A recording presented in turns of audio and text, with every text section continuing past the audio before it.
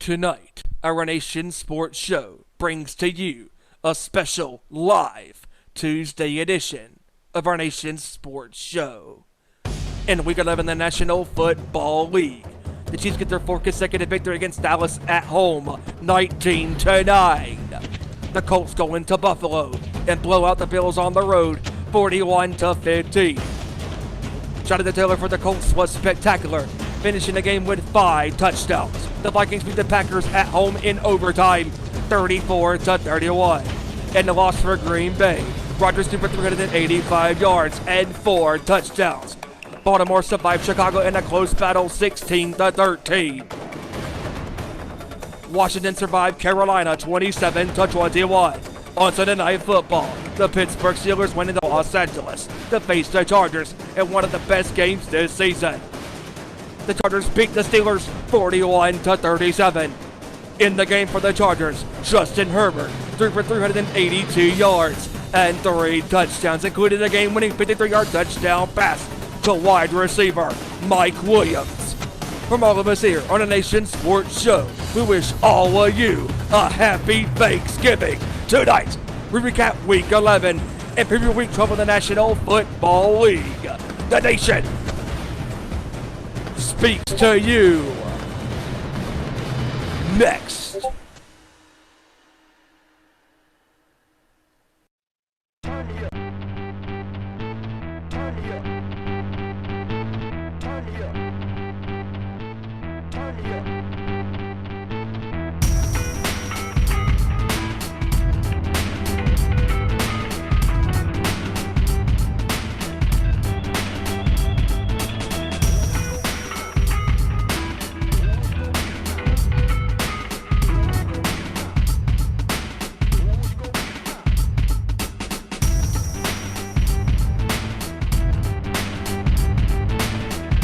From the gridiron to the court, talking all that is sports.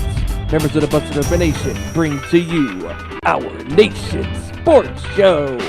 Here are your hosts, Ezra Vickery, Joey Thornton, Kevin Rorie, and Stephen Wyand.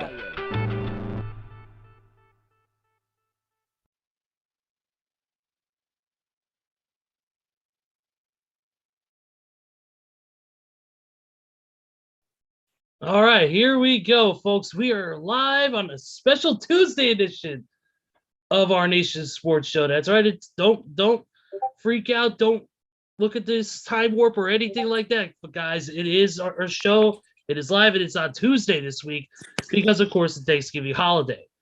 Before we begin, of course, we want to wish everybody out there a happy and safe Thanksgiving. This is the first Thanksgiving, since last year when really travel was restricted. Nobody could go see anybody. This is the first year really where anybody could do it. So hope everybody is safe. It still does things the right way to slow the spread, as it's always said. Of course, I'm Ezra Vickery, and I'm here with my cohorts, and we're going to introduce them in a second. But first, we got to freaking do what we usually do, and that is, of course, how you can follow us and all the different ways you can interact.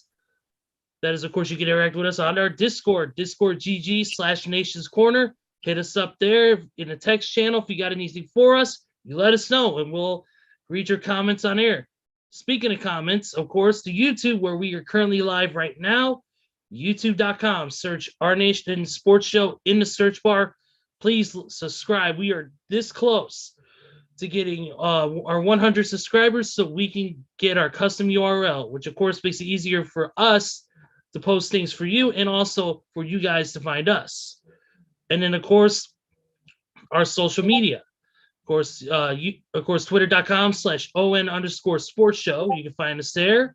You can also find us on Facebook and Instagram at Our Nation Sports Show as well. Find us there. Please like and share. Follow us as we get through this crazy week of sports that it was once again. But enough of the whole rhetoric there. We got that done with. We put that in the books. Let's introduce the motley crew that we have tonight. No pun intended. We have with us one of our probably the most intellectual people in the sports world as far as our crew. That is none other than Big KR, the only 49ers fan to ever actually never actually vote for the 49ers in a good game. That is Kevin Rorie. What's up? What's going on, everybody? Oh, I hope everybody's going to have a good Thanksgiving Thursday and everybody stays safe. Absolutely. It's going to be a great holiday, man. But we got with us, man, he goes by JT, not Justin Timberlake. The guy who's only Atlanta team that's actually doing well is a team that just won the World Series. Sorry, Atlanta. It's going to be Joseph Short. What's going on, man? What's going on, sports fans out there in the world? Hope you guys have a very safe and happy Thanksgiving. And for all sports fans out there, always remember that Thanksgiving is about the 3 F's: food, family, and football. Absolutely. It's going to be a great game. There are a string of great games we'll get to in a moment. And then, of course, we got my brother from North Kakalaki, man, who's had more hits on his drums than Dave Lombardo does in one song. Probably not true, but at least I'm giving him some credit. None other than Big Stevie Wyand. Stevie, what's up, man? Well, to be fair, I've had more hits today on the drums because I've been playing like a madman on the drums on this special edition of our Nation Sports Show before we went live today. So what's up? It is Tuesday, not a Thursday, because Thanksgiving is Thursday. So why not? As the old saying goes, fuck it, do it live. And we're doing it here tonight on a Tuesday, talking about the National Football League. Let's go. Absolutely. We got a lot to talk about going in after this crazy week.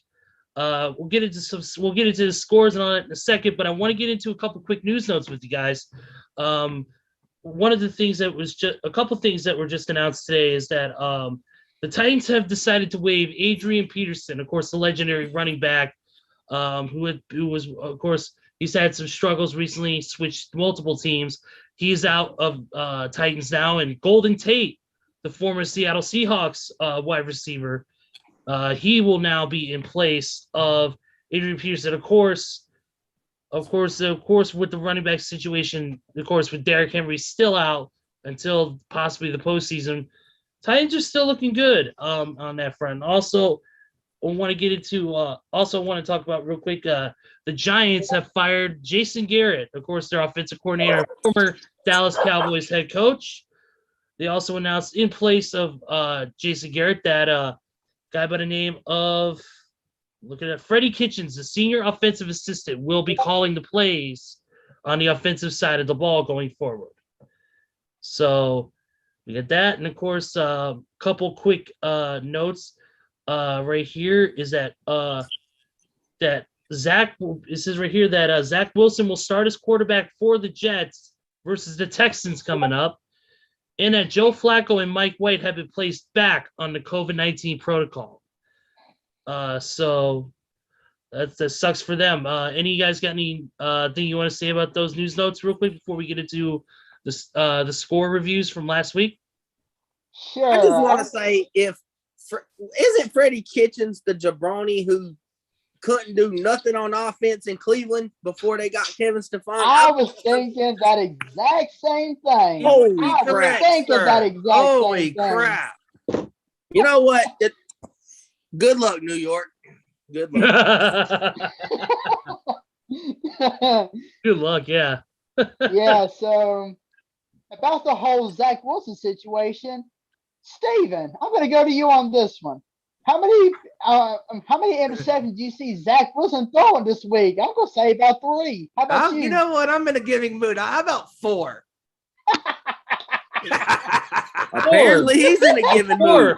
4 for each letter in the Jets' name. Jets. There you go. No, Ezra. He's going to throw 5 for every letter in the Jets' name. TRASH. 5 picks. Okay, I'm done, Simon. I'm done. Oh man, the chaos is already begun. We haven't even gotten into the damn scores yet. But then again, that is the nature of the show. We go off the rails at least 10 times a show. And I blame Steven for all this, by the way. Shut up. Hey, it's part of it. You blame the guy who's to the left of you on your screen. There you go. So that's the point. But we got to get to these scores, man. of course we got our usual our score predictions for week 12, which of course we got a string of games on Thanksgiving plus the traditional games of the week we got to get to, and a couple other things, couple quick news notes, including we'll talk about the LeBron situation a little bit later and what happened in that game. But let's start off with the first score, which was from Thursday night. Patriots shutting out the Falcons 25-0. Man, Patriots looking good, man. They're looking good. They're getting some good games. 7-4 now this season, despite Patriots being basically left for dead because of them having a rookie quarterback. You know, Tom Brady's been gone the past 2 years. It didn't seem like they were really set to do anything. But man, Mac Jones, he's been proving his worth as the future for New England. So I mean, he had a good game. 22-26, 207 yards, 1 touchdown, only 1 pick. So wasn't bad. Ramondre Stevenson had a decent game, and so did Kendrick Bourne. It seemed a lot of players scored 10 plus yards per play, including Nelson Aguilar, who had 1 touchdown as well to go with 5 receptions for 40 yards. So any thoughts on this game, guys? I find it funny. Please. I find it funny that it's 20. I mean, the football gods are trying to tell us something. 28-3. 28 minus 3 is 25. 25-0 this game. I'm just saying New England looks good. They're definitely going to be playoff bound. And it's kind of very intriguing. Is it likely? No, but what if we get a Bill Belichick Brady Super Bowl? That's kind of really intriguing right now, because is it likely? No, but is it possible? Oh yeah, most definitely. Anything in the NFL is possible. And Mac Jones is playing very well in that system, and Belichick found his superstar and his hero for that team to as Brady's replacement, and they look really good. And I could say I would watch that Super Bowl if that was to happen. Most definitely. Yeah, it seems like the Patriots team itself. I mean, they got great players, they got great coaching staff. It seems like it's a team that's very underrated in the NFL because of the expectations set for a Bill Belichick team. You expect them to be good, but you got to think they just lost the best quarterback possibly in the entire history of the NFL, one of the greatest of all time. A guy who basically helped make that organization what it is today. Right. And you figured with them losing that type of star caliber and playing caliber, you figure it's going to be a long time before they can. And you got to think they lost a lot of guys. They lost the Julian Edelmans of the world, the Rob Gronkowskis of the world, the even going back to a couple years ago to guys like Chris Hogan and freaking and also the running back stars too. It's all a rebuild process, but it seems like they're rebuilding quickly with the way they've been playing this season. Like I said, Ramondre Stevenson and Damian Harris having some pretty good games. Kendrick Bourne and Nelson Aguilar showing their worth. It's part of it, and it seems like that the Patriots organization is really putting their pedal to the metal and really pushing this new era of the Patriots, and it's going well for them. Like you said, are they playoff bound? I think they are. I think they could do it. Will they go to the Super Bowl? Highly unlikely, but like you said, crazier things have happened, especially after these past couple weeks. We've seen that personally with some games. So it's not out of the realm of possibility, but it would be interesting to see like you said, to see a Bill Belichick Tom Brady Super Bowl. It would be. It would draw numbers. It would draw great ratings for the NFL. It would draw great ratings for whatever network it's on.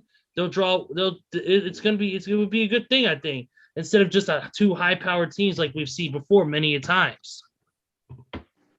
Yeah, I believe so. And I will say that going into the season, the Patriots were probably seen as left for dead because, like you said, Ezra, they lost Tom Brady, they lost Gronkowski, they lost Chris Hogan, they lost Julian Edelman. I mean, yeah, this team was pretty much going through a fresh makeover that was at one point going to have Cam Newton as their starting quarterback. But Mac Jones quickly proved himself in training camp and the preseason and the offseason. And lo and behold, Mac Jones became the starter and Bill Belichick said goodbye to Cam Newton. Sorry, bud. But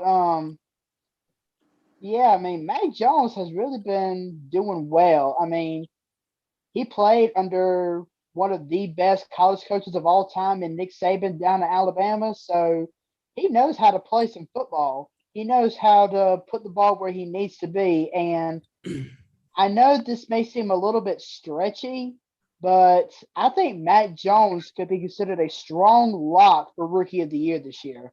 You know I what? think, You're not wrong. You're not. yeah, I really think he could be a strong pick for Rookie of the Year because Mac Jones has pretty much outplayed all the other rookie quarterbacks who have taken the field in the NFL. Yeah. Sorry, Definitely. Sorry, Trevor Lawrence Definitely. and Zach Wilson and Justin Fields, but Mac Jones has got y'all beat hands down. And might I remind you guys that the Patriots, as of right now, are in first place in the AFC East. So Yes, they they still are. got- yeah, and they have two amazing games coming up later on in the season when they will face the team who is more than likely going to be the biggest threat to them in Buffalo, starting with a Monday night game in about a couple weeks up in Buffalo, and then literally the day after Christmas, Buffalo's going to New England for game 2 of the series. So, Big time those- game. Big Yeah, time. that's- And it's funny, Joey, I believe your score, you had it New England 28-3. Almost had it correct. Yeah. Almost. And they shut him out. I mean, listen, if you get shut out by any team in the National Football League, that's got to be pretty embarrassing. I mean, Atlanta did not stand a chance in this game. New England absolutely outplayed them every facet of the game. Offense, defense, special teams, the whole 9 yards.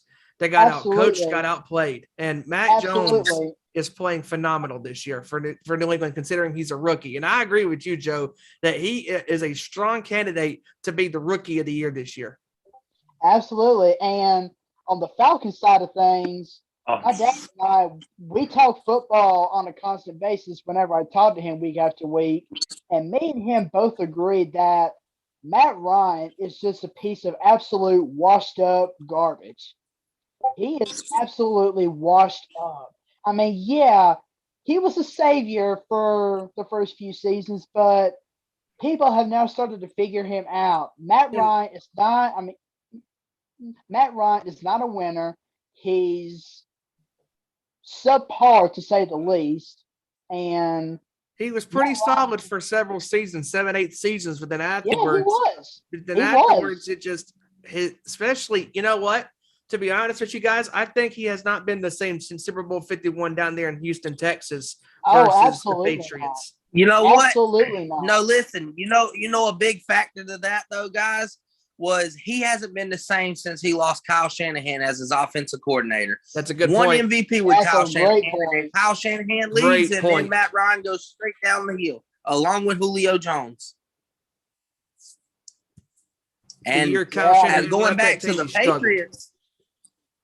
Oh yeah, and going back to the Patriots thing, you like the narrative has changed this offseason. Last year we didn't know. We said, is it Brady or is it the system that made Brady? We found out Brady goes to Tampa, wins the championship. So now the narrative coming into training camp is, oh, Bill Belichick can't coach. It was all Brady. That team's dead. Belichick ain't going to do nothing. That team's just ain't got talent no more, which they did lose a lot of talent, but people were counting Belichick out, which I don't understand why, because this team is very reminiscent of the teams from like 2000 and 2001 and those championship teams. Is Mac Jones Tom Brady? Hell no. But Mac Jones is playing the system quarterback that Belichick needs. Cam was not it. Belichick needs someone who's going to be a real smart football IQ, and Mac Jones played under Nick Saban, so he knows football. He's And that's smart. not Cam Newton. He needs someone who's going to make the passes, make the game easy, simple passes. He needs a guy like Mac Jones who isn't going to turn the ball over. Exactly, a high-fashion game manager. That's what Belichick wants. That's what it's going to take, because Belichick, even Brady in his early years, what was he known for? Being a game manager. Right. He's not going to go throw for 500. He's going to go throw for a measly little 210. And then in the last drive of the game, get you down there and Vinatieri kick a game-winning field goal. That's how it's always been. This is very reminiscent of the 2001 New England Patriots team that went on to the Super Bowl. Now they're going to go to the Super Bowl this year? Probably not. But we keep on saying the NFL he's not experienced. But at the same time, the NFL is a crazy league. You never know what's going to happen from game to game. Anything can happen on any given Sunday or playoff game. Yep, and Belichick is still an elite coach, if not the best in the league. Still, he's better than Bruce Arians to me. I'm sorry. I agree. For sure. Let that be known. He's the best in the league still to this day. Yeah, I agree. Absolutely. Let's move on. Of course, there was, like Steven mentioned, a bunch of the scores in his intro, as he always does. Of course, the voice of the intro on this show, and of course our Nation's Quarter. But we got there's also the of course the Jets lost to the Dolphins 24-17. You know about that one. I mean, I got one thing to say about that, Ezra. I will never go ahead. Floor is yours. Fucking Jets to win a game. I will never pick the fucking Jets to win another game on this show. Never. You're the one that picked them. Bye week. I'm picking the bye week to win. I'm never picking the Jets. I'm picking the bye week. The one time you picked the Jets, you got burned, son. Any other time the Jets beat somebody. It's like we have three choices. I tell you, okay, look, if you pick number 2, you don't have to pick number 3. Yeah. I'm never picking the Jets. Let that be known. You mentioned earlier. You talked about Carolina earlier during our pre-show discussion. Of course, Carolina lost to the Washington football team 27-21. Yeah. Keep pounding. Hey, Keep losing. Steven, any thoughts on this game to start with? Well, first of all, I am happily glad that Carolina lost that game this past Sunday against Washington. Shout outs to my buddy, and Kevin knows this guy very well, Bo Morse, my buddy, my fellow heavy metal rock and roll brother from Rockin' in North Kakalaki. He went to that game with his daughter on Sunday, and I told him, I said, dude, Scam Newton blew it. 27-21. I fucking loved it. I love the fact that Cam Newton goes to Carolina. Oh my God, the Savior has come back to the Carolinas. I'm coming home. Yeah, to blow the damn game in the fourth quarter. That's what you did, Cam Newton. You blew it. You had one job, sir, to get the game-winning TD, and you blew it. Yeah, I got one thing about this, and I'm not gonna knock Cam because for someone who's yet again, that's their excuse. Oh, you don't know the playbook. Okay, I get it. I'll give him a don't know the pretty solid game, 200+ yards. But here's my problem. I don't give a fuck if you got Patrick Mahomes, Tyreek Hill, the Colts defense. I don't care who you got. That coaching staff is horrific. They can't call offensive play. They're the solemn reason why McCaffrey can't stay healthy. The defense has so much talent. And you can't stop Taylor Heineke from doing anything. And I'm not no disrespect to Taylor Heineke. He's a good guy and a good solid player. But come on, if you're going to be in an elite defense, you won't even give up nothing to like Matt Ryan, or you don't give up nothing to anybody except maybe Patrick Mahomes or Josh Allen or Lamar Jackson. The 2000 Baltimore Ravens would have never surrendered that many yards to Heineke. The 2013 Seattle Seahawks would have never surrendered that many yards. Hell, those 49er teams by Jim Harbaugh, those defenses would have never given up that many yards. Come on. You could have all the talent in the world, but if you ain't got coaching, I'm looking at you in the NBA Lakers, and all the talent in the world, you still losing these damn games. Anyways, so we're going to get to that later on. Yeah, I love it, LeBron. You're losing. You're old. Anyways, it starts with David Tepper.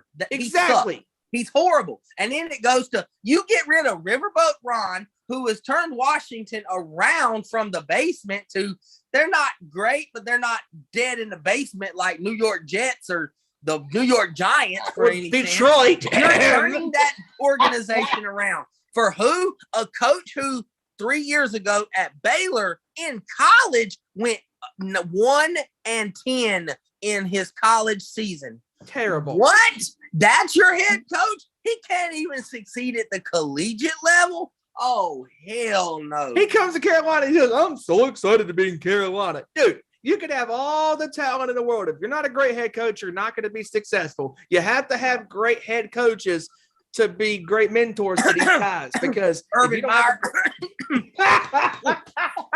No. Well, here's Urban Meyer has a great excuse. I mean, he has a great excuse. I mean, He's at the bar. yeah, he's at the bar getting grinded on by women that's not his wife. But Oh! Hey, you know what? I bet he's loving the excuse he's got Trevor Lawrence, though, just throwing this out there. That way, when his wife asks who's the lady at the bar, oh, that's Trevor Lawrence. You see the blonde hair? Dude, that's like a lady. Oh, boy. Well, that's Trevor Lawrence. That ain't with no girl. That's Trevor Lawrence. hey, here's a little fact for you. Here's a little fact for you all. Total yards, total team yards here. Washington 369. Carolina 297. Oh boy. Not only that, you know who's the person who scored all 3 touchdowns for Carolina? Cam. 2 pass and 1 rushing. Congratulations. By the way, you said 200 plus yards for Cam, not 189 yards only. 21 of 27. Hey, all right. So, my turn. You boys ready for this? Oh boy. Are you God, boys ready for this? Last week, well, not really last week, but the Are you week ready before. for this? Oh, okay. But yeah, the week before, when Cam Newton scored his first touchdown against Arizona back in a Panthers uniform, he went on his rant saying, I'm back. Well, allow me to continue that sentence. I'm back to playing so great the first 3 quarters and completely sucking and blowing it in the 4th quarter to lose yet again. Woohoo! Good job. Cam Newton, you get an A plus for effort. I mean, for real. I'm not gonna knock Cam Newton though, because Cam Newton did play a great game. Even though we just totally just trashed the poor dude like 2 seconds ago. I know, but he did play a great game. But what can I say? Taylor Heineke, back-to-back weeks. Not only did he play good against Tom Brady and the Bucs, but he goes out and pretty much controls that field in what is actually somewhat of a homecoming for him too. Because keep in mind that Heineke was once a Carolina Panther who was the backup to Cam Newton. So this could actually be seen as a homecoming of some sorts for Heineke too. And he goes out and says, I played here before. Didn't really get a chance to start or play. So I'm going to make up for it. And that's exactly what he did. I mean, he delivered perfect strikes to DeAndre Carter and Cam Sears for 2 of his 3 touchdowns. And Heineke just went out and played one hell of a game. My props to you, Heineke. Keep it going for us, man.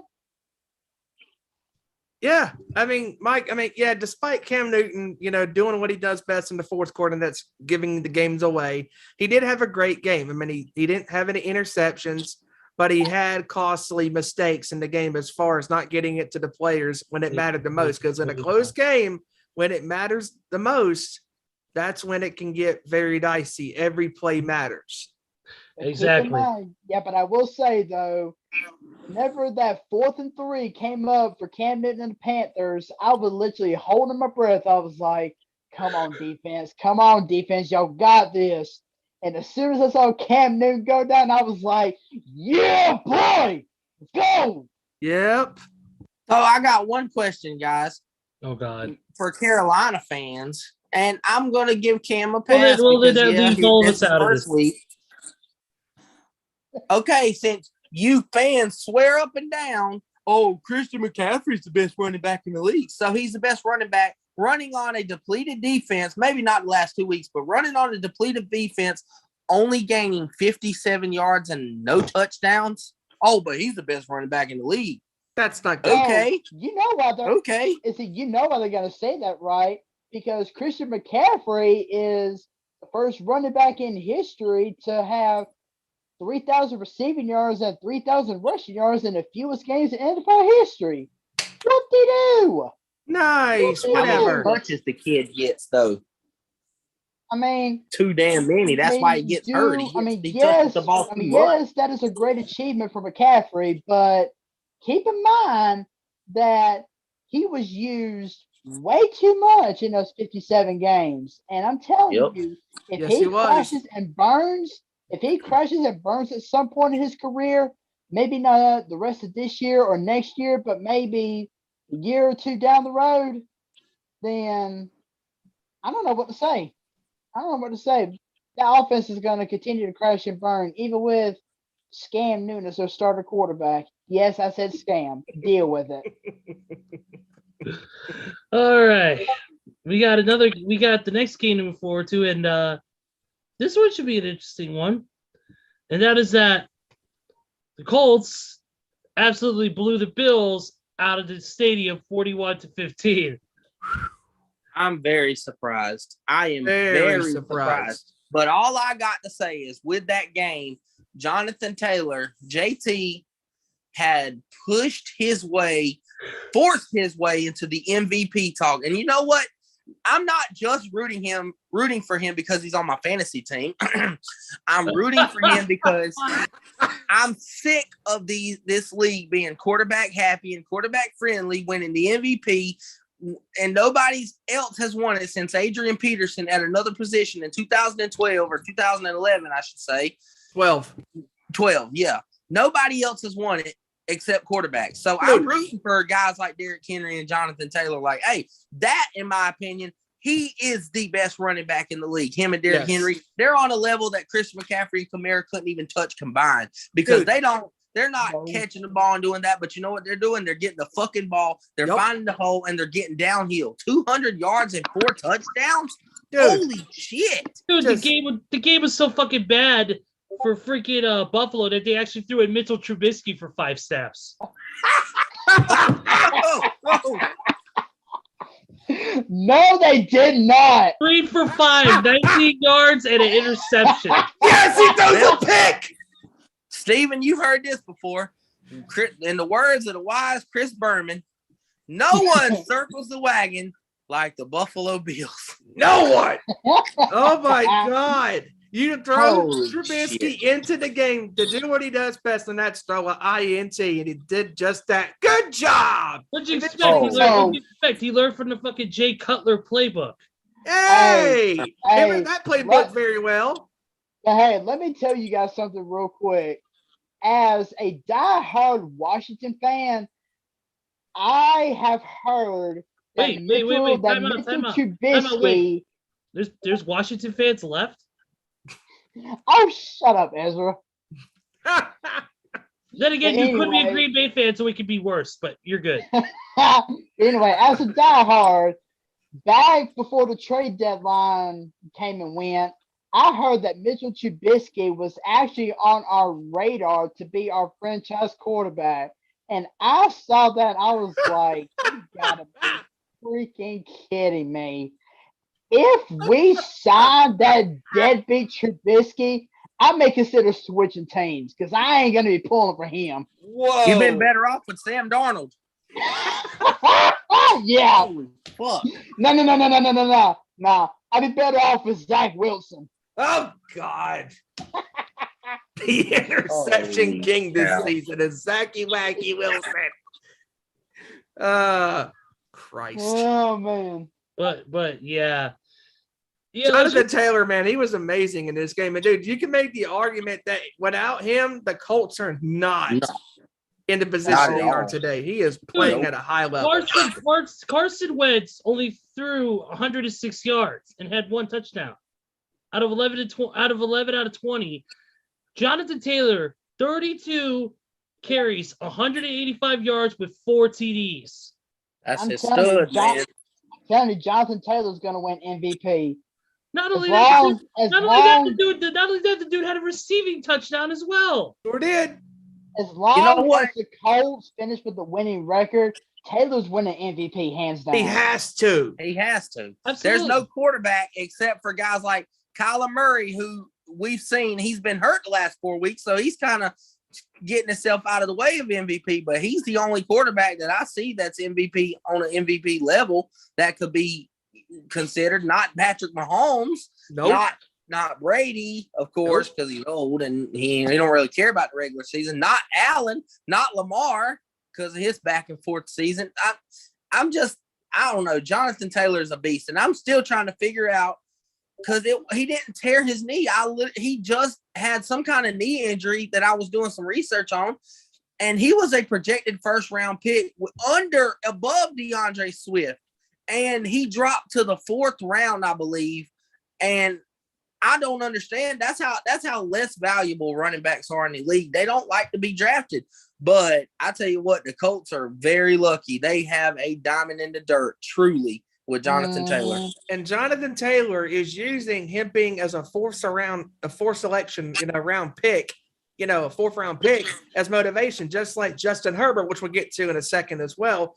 With his performance on Sunday against Pittsburgh, both of these guys, like Tom Brady all these years, they're using motivations of not being a high select pick to fuel the fire that burns inside of them to be better, and said, okay, you're not going to pick me in the 1st or 2nd round. I'm going to slide down to the 3rd, 4th, 5th, or 6th round.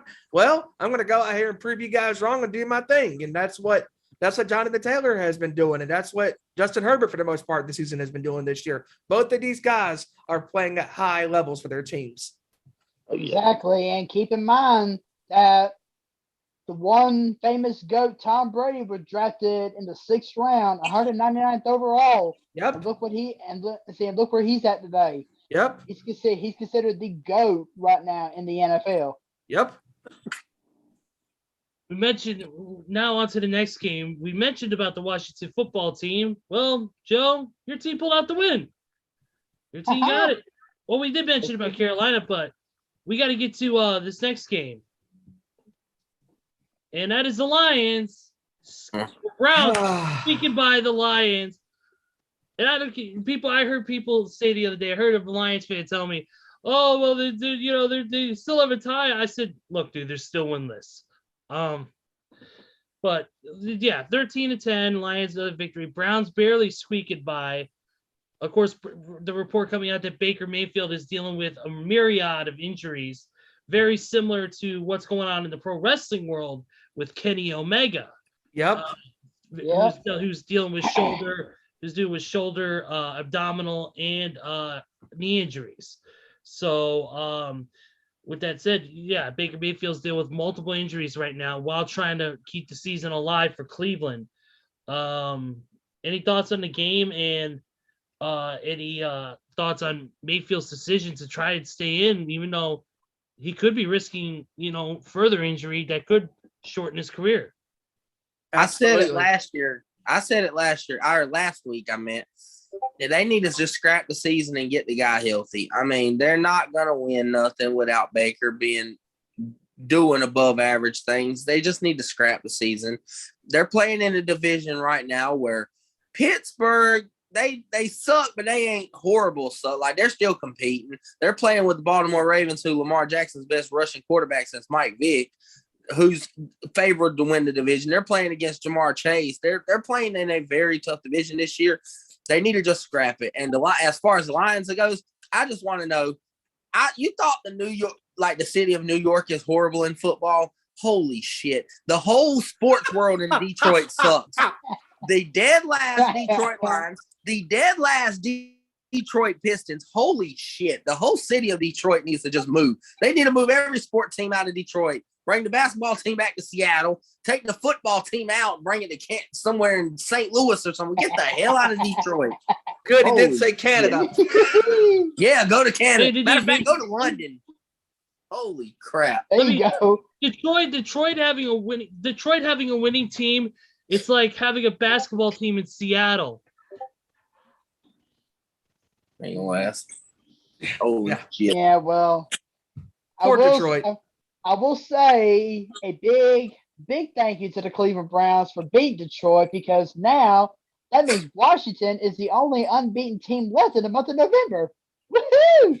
Let's see how long we can keep it up for. Speaking, I guess, and yeah, that was Actually, we're the last NFC team to be unbeaten in the month of November. So let's just see how long we can keep it up for. absolutely. We talked about your team winning, Joe. Hey, Kevin, your team won as well. 30-10 against the Jacksonville Trash Cans. I mean Jaguars. You know what? I read on the podcast that I'm on all the time. I read that the way San Francisco just handled that game was like a bye week. Like, we're not going to try to do everything. We're just going to keep the drive alive and watch your trashy asses beat yourselves. Do stupid shit to damn give up shit. We're just going to let you beat yourselves.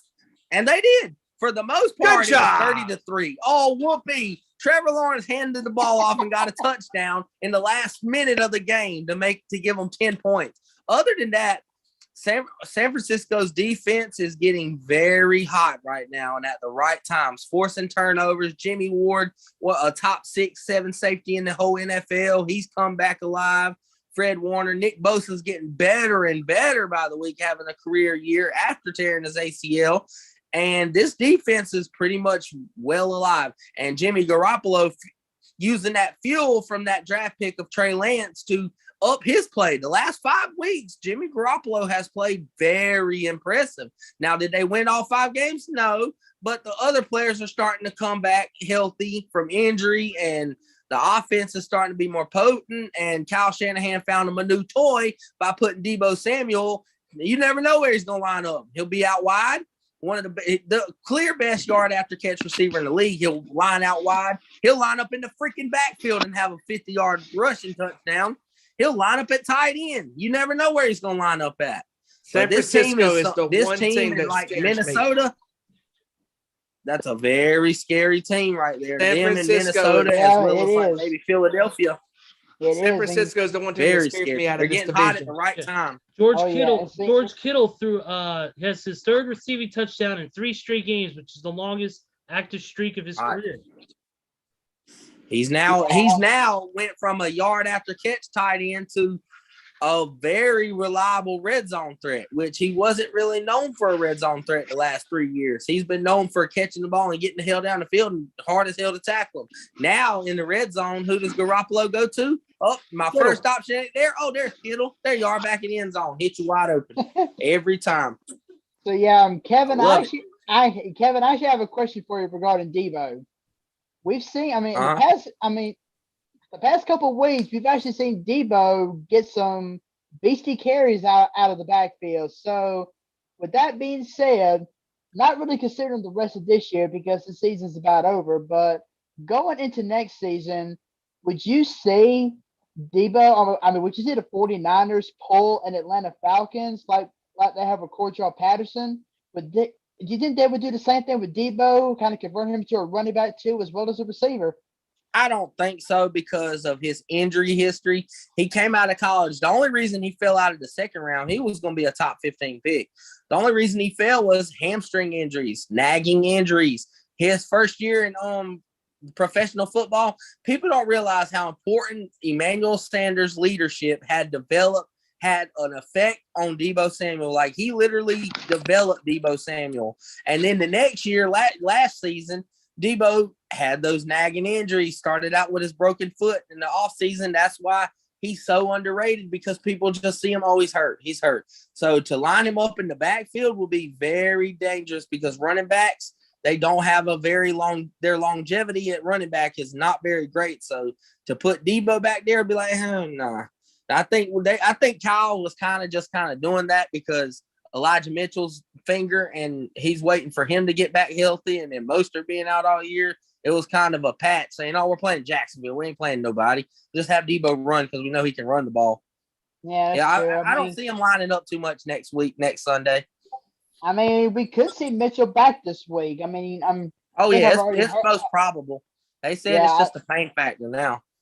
Yeah, I think I've already heard that Mitchell is going to practice this week, so that pretty much makes him a lock to play Sunday. So we'll just see how it goes. Yep, absolutely. We will see how it goes. Next game we're gonna move on to is unfortunately, well, Tennessee. They dropped this game here against the Texans, 22-13. It wasn't exactly a good performance this week from the Titans. We take a look at some quick stats here. Of course, we have Tyler Tannehill.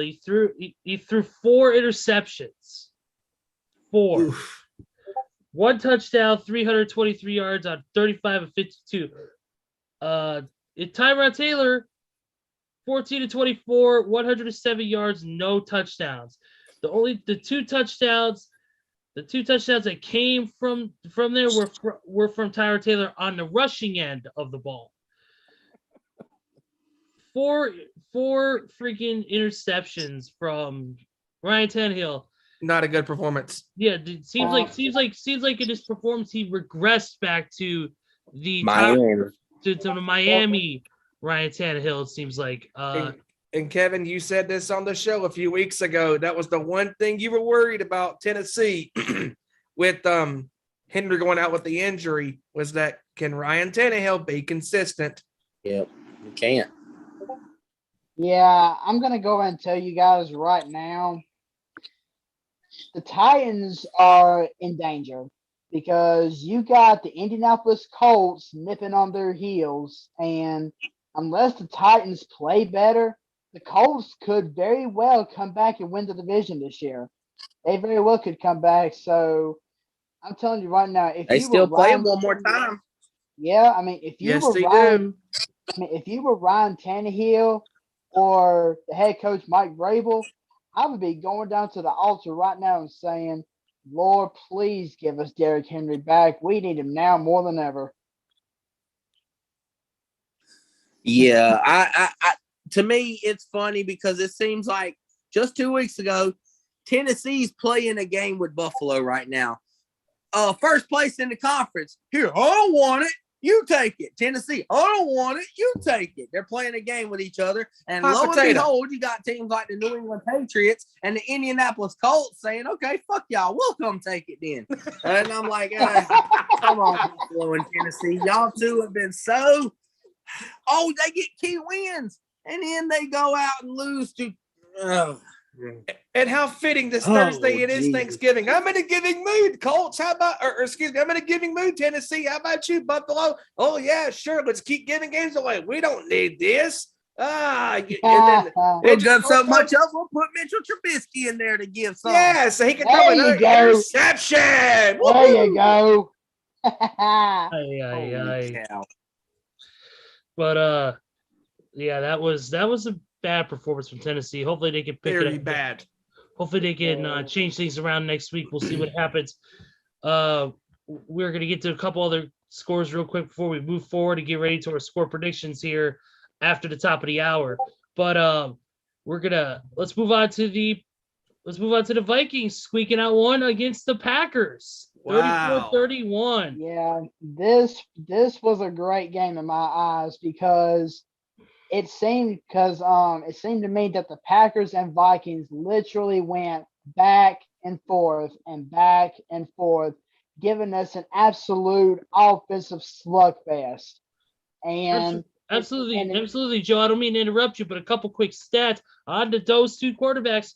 Aaron Rodgers, 23-33, 385 yards with 4 touchdowns. And Kirk Cousins, 24-35, 341 yards with 3 touchdowns. Neither of them threw interceptions. Great game.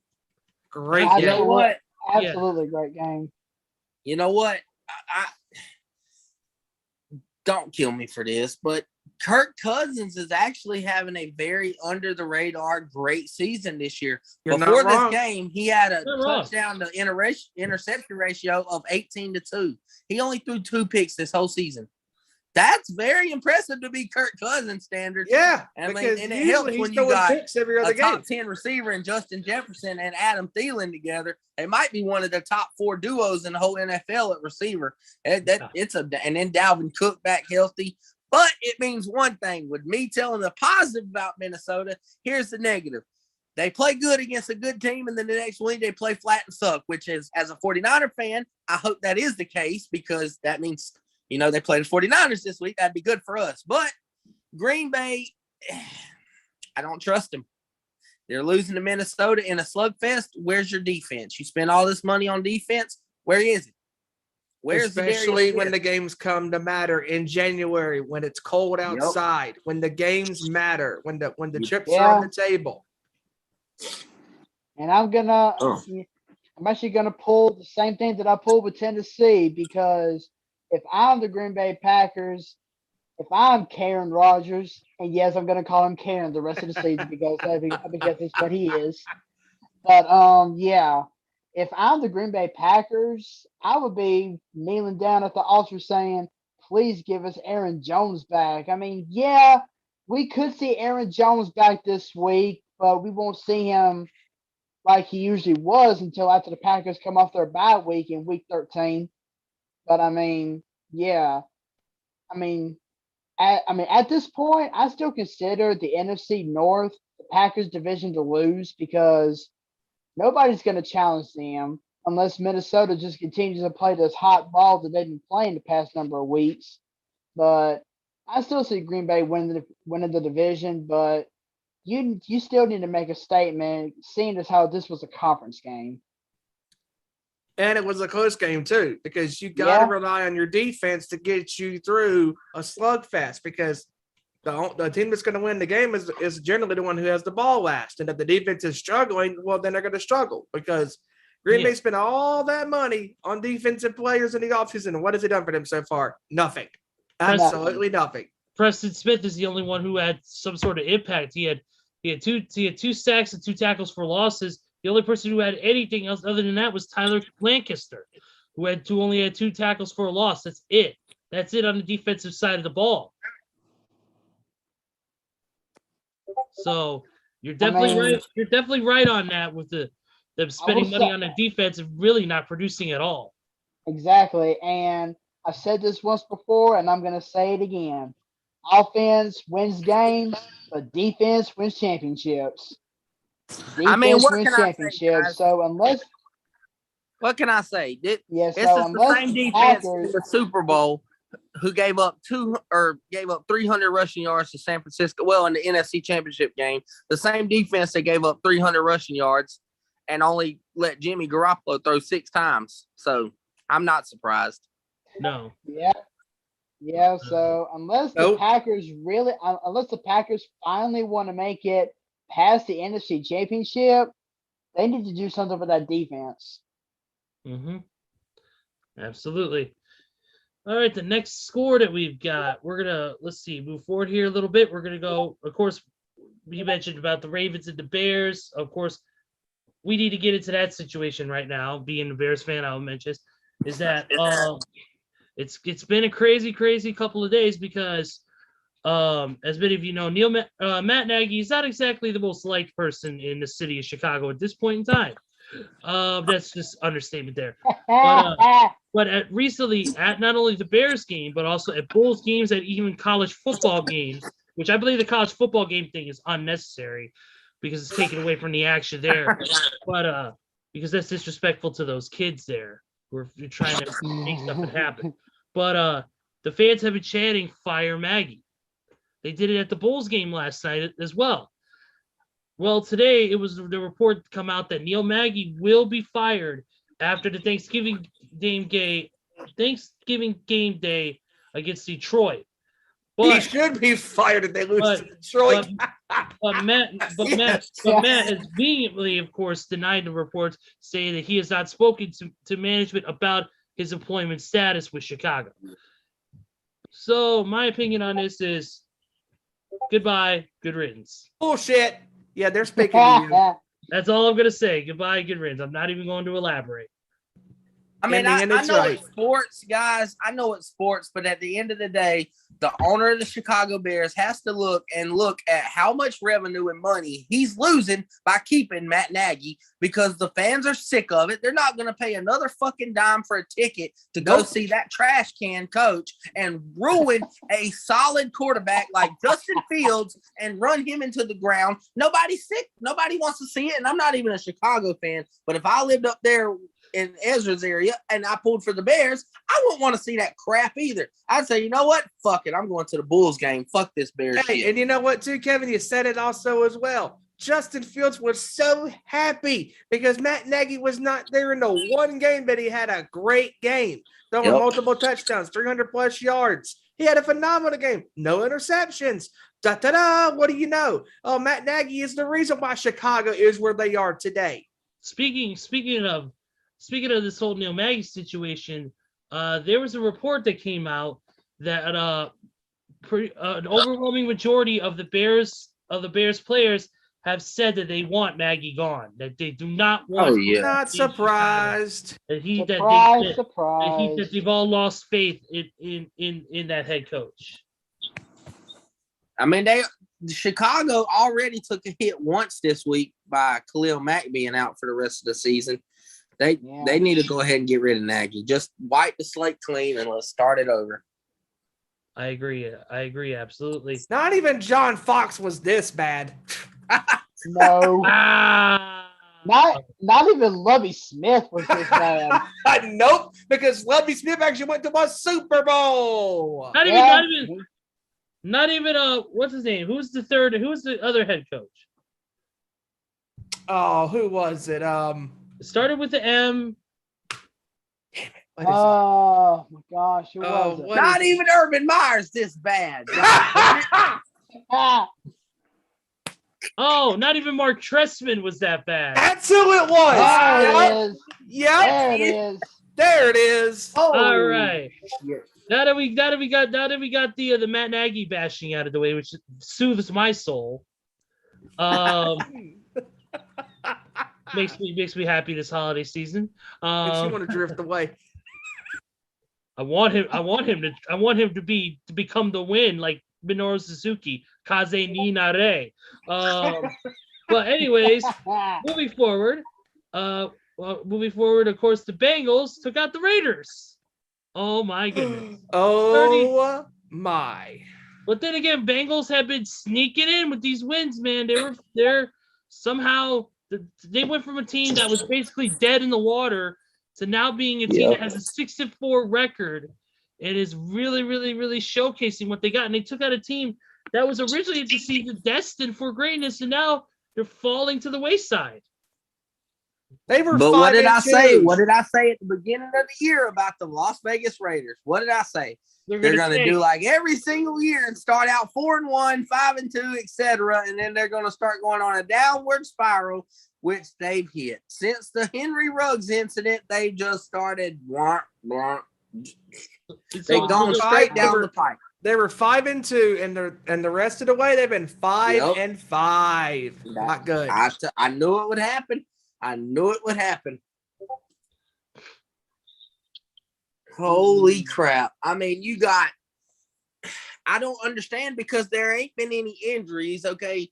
The morale of the team might be down, obviously, with the John Gruden incident, but they were still winning after the John Gruden incident. And then it's like Henry Ruggs, and then they lose to the fucking Giants. That's what. How the fuck did you lose to the Giants? We lost to the fucking Giants. Wait a minute. We're just as bad as the Carolina Panthers. We lost to the Giants. Holy shit. I know Randy's sitting there going, how do we lose to the Giants this year? Hey, Steven, good thing you said his name, because I was just getting ready to pull up a couple of messages that he sent out during this. Oh boy. What's up, Randy? Earlier when we were talking about Detroit, he put Detroit is the armpit of America. And then when we got into the discussion about Matt Nagy as head coach, he put hard to believe that he even got the job in the first place. Well, I agree. I will say though, armpit. See, Detroit being the armpit of America, that's actually a compliment because he could have said that's actually a compliment because he could have said that Detroit is the butt of America. It could have been a lot worse. And that's actually a compliment. Holy shit. The armpit of America. And now, guys, now back to our regularly scheduled programming. Well, Randy. not really, but we usually take care of that. Anyways, He was thinking on that compliment on YouTube. You dig it? yeah. At least, yeah. He says, I think they need to start Mariota. And also, he says, hello, my brother. What's up? All right, let's move forward. We're gonna skip ahead a little bit. We're gonna go to. How about them Cowboys? Yes! I was waiting for this one. Sorry, Tony. Wait a minute We love you, now. buddy. Where's my Dallas Cowboy hat? Kevin, Where's my cowboy hat, my cigar for this one? Kevin, you lead this off. The floor is yours. I said it last week. I'm not even going to talk about the Chiefs just yet. I mean Dallas. This is what the freak I mean. You have not beaten any playoff team this season. You have lost to every single playoff caliber team. And hell, you're not even beating the freaking teams you're supposed to. You lose to the freaking Broncos. Okay, for the most part, you're beating teams you're supposed to. You didn't beat the Broncos. You lost CeeDee Lamb for possibly a couple weeks. Now you got the Los Angeles Rams coming up after Thanksgiving, weeks down the road. You have the Rams, then you have the Cardinals. Let's see what you're about, Dallas. Shut the hell up and let me see you win at least one of those games. At least. If not, I will take you serious if you win one of the games. If you win two, okay, I'll say you might be in the Super Bowl talks. But if you win none, shut up. You're getting eliminated in the wild card round like every time you make it. If you can't beat the Rams or the Cardinals, you ain't got a chance because guess who's going to be waiting for you in the playoffs? The Rams and the Cardinals. And the way it's set up today, the Rams and the Cowboys would be a wild card game. And if you can't beat the Rams then, you ain't going to beat the Rams in the playoffs. I'm sorry. And as far as the Kansas City Chiefs is concerned, their defense is finally showing glimpses of the Super Bowl defense that we've well known and loved. While their offense, Mahomes still has turnover issues, but the defense, Chris Jones finally got off his ass and probably spent up all that $100 million. And he finally wanted to get to a quarterback for once. And then the defensive secondary is playing good. So you know what? Shout out to you, Kansas City. Now you just got to figure out how to combine the two over the last 8 games or 7 games. You got to figure out how to combine the two. Play good defense and not turn the ball over. Mahomes still having trouble not turning the ball over. But the defense, I give you A+ for that game Sunday. Well, I will say, though, the Chiefs actually have a week to figure it out because they're not playing this week. They have a week to figure it out. So we'll see once they come off their bye week next week. We'll see if they're capable of putting offense and defense together. Fucking Cowboys. Cowboys do what they always do, lose to playoff contending teams. Good job. Hey, they might have should have signed that kicker, blew it. Dallas blew it. Hey, I gotta say though, I am surprised that I have not seen a video from Stephen A regarding the Cowboys yet. I'm surprised. Oh, it was on first take. It was on first take already. He said this is their demise. Their roller coaster declines right now. And it started Sunday. Oh, You can't even score points off of Mahomes turnovers. No interception points, no fumble points, none. None. You, do, Dak? You get the fumble, a strip sack. Whoopee, good job, Parsons. Pro Bowler, by the way, as a rookie. I'll give him his credit. He is one of the best linebackers in the game, even as a rookie. Strip sack. They get the ball. they got a chance to score. What do? You throw it in the end zone into traffic and get picked off. Good job, Dak. Good job, Dallas. Way to construct offense against a secondary who literally has been horrible for the first 6-7 games this year, like awful. Yeah. Sorry, I'm back, guys. I had started having flashbacks about Tony Romo, and I had to take off for a minute. Just like myself. Oh yeah, I started seeing Jason Garrett too. Don't feel bad.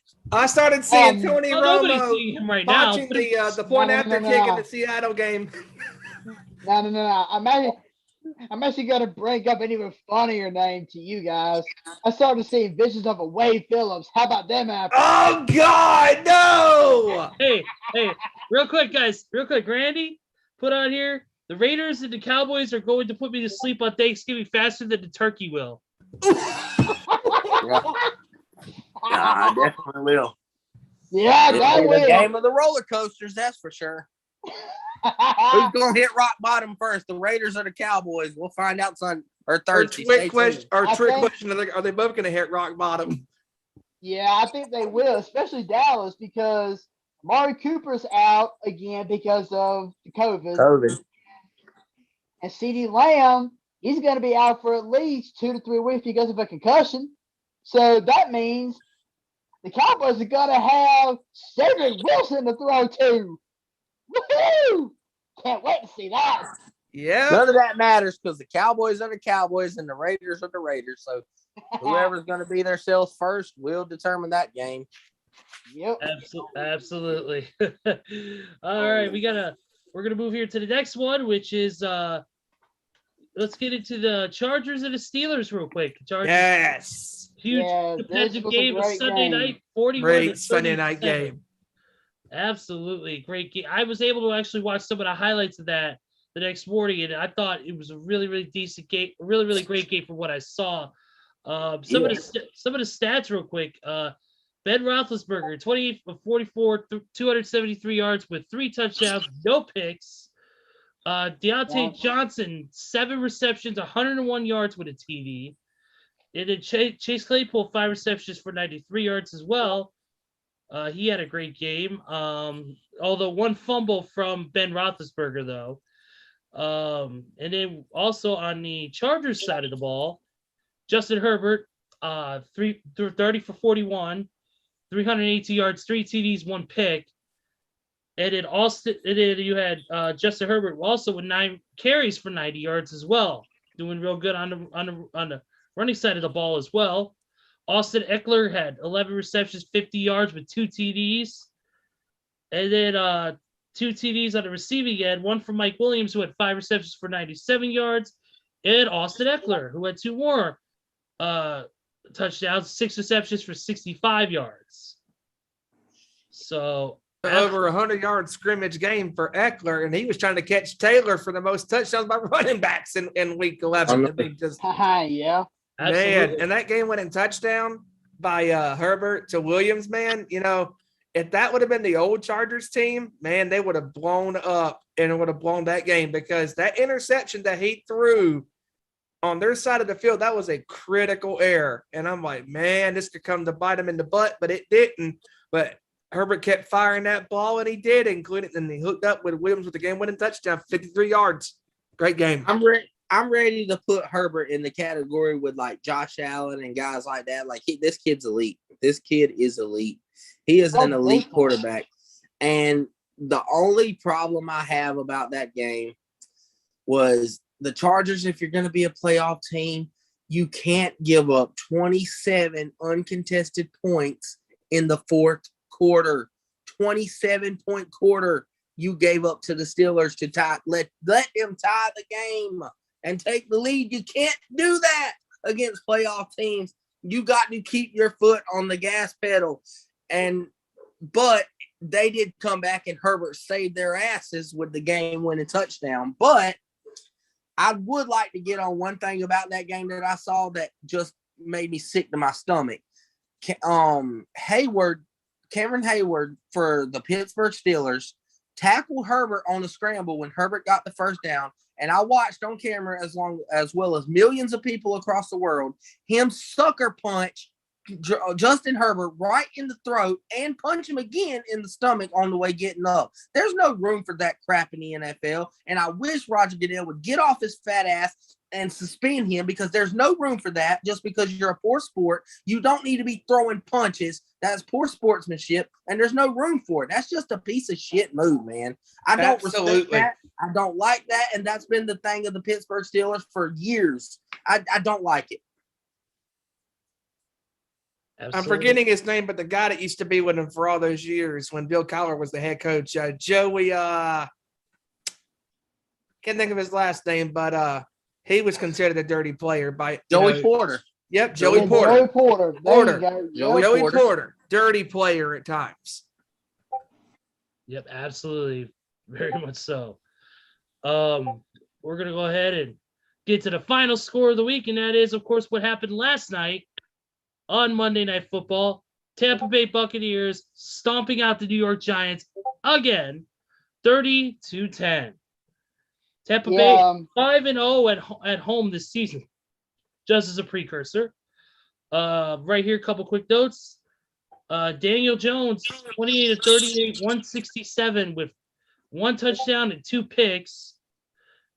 And then Tom Brady, of course, another 300-plus yard game. 2 touchdowns, 1 pick only by Tom Brady. Leonard Fournette had 10 receptions for 10 carries for 35 yards. 1 touchdown on 8 carries for 33 yards for Ronald Jones. And those 2 touchdowns thrown to Tom Brady, 1 to Chris Godwin and 1 to Mike Evans. Mike Evans, 6 receptions, 73 yards. And Chris Godwin, 6 receptions for 65 yards. And then Gronk had a 70-yard game as well. Ezra.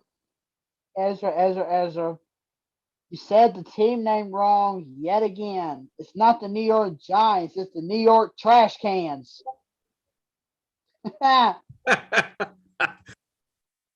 like calling it the Giants to see how well I control people. I didn't even watch that game. I ain't even gonna lie to you because I knew it would be ass. I knew it would be a horrible primetime game. I didn't even pay no mind to it. I watched the man cast for about 45 minutes and got my laughs in, and I went about my business. I'll tell you this, that was better than the mystery of where the hell did he go on Monday Night Raw? Oops. Oh dear God. I said that crap too. Holy crap. Put me to sleep. Ugh. Monday Night Raw always. I'd rather watch the Detroit Lions. Monday Night Raw always puts me to sleep. Yeah. Bad creative. And speaking of Monday Night Raw, they actually won Survivor Series yet again. So it's like they continue to suck week after week, but yet they go out and win the Survivor Series every year. Seems like it. Yeah. But anyways, back to football. Yes. Back to football. We're actually going to do a quick score update since our scores are caught up for this week. I'm going to do a quick, since the scores for the NFL anyways are caught up for this week. We're going to do a quick score update on the entire world of sports. And then we're going to get into our predictions for what? Week 12. Yes. All right. Let me pull up the page here. Just one moment here. Show the score I like to see, Ezra. I already know one of them. And I'm laughing. Go ahead and tell it. Nope. Leave it alone. It's my job to tell the damn games. Don't be stealing my thunder, bro.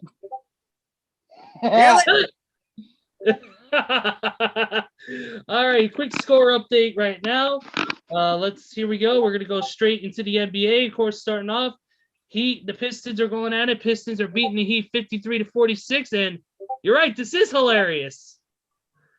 The Knicks are beating the Lakers 49-27. God. What?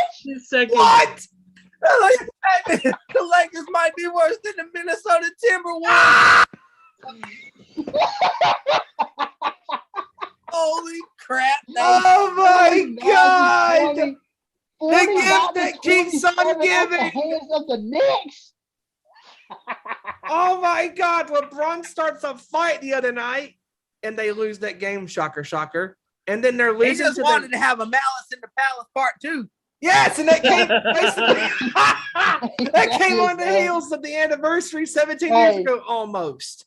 Hey, Malice in the Palace. I'm actually kind of surprised the Lakers were actually able to come back and win that game in Detroit. I'm actually kind of surprised they did. Damn it! I thought they lost. Are you sure, Joey? It's Detroit. Detroit might be worse than the Lakers. No, not might be. They are. They are. Oh, they The are. Knicks are At least actually the Lakers. good, At so least I don't see them coming least back the- on the Knicks. At least the Lakers got to win. But seriously, how in It the ain't the blue Detroit hell are you Pistons. losing So- to the wait Not a Knicks? tie.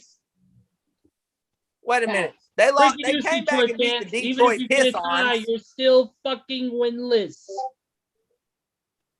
Who's winless? The Detroit Pistons should have beat the Lakers. The Lions. I had no idea. Even the Pistons could beat the Lions.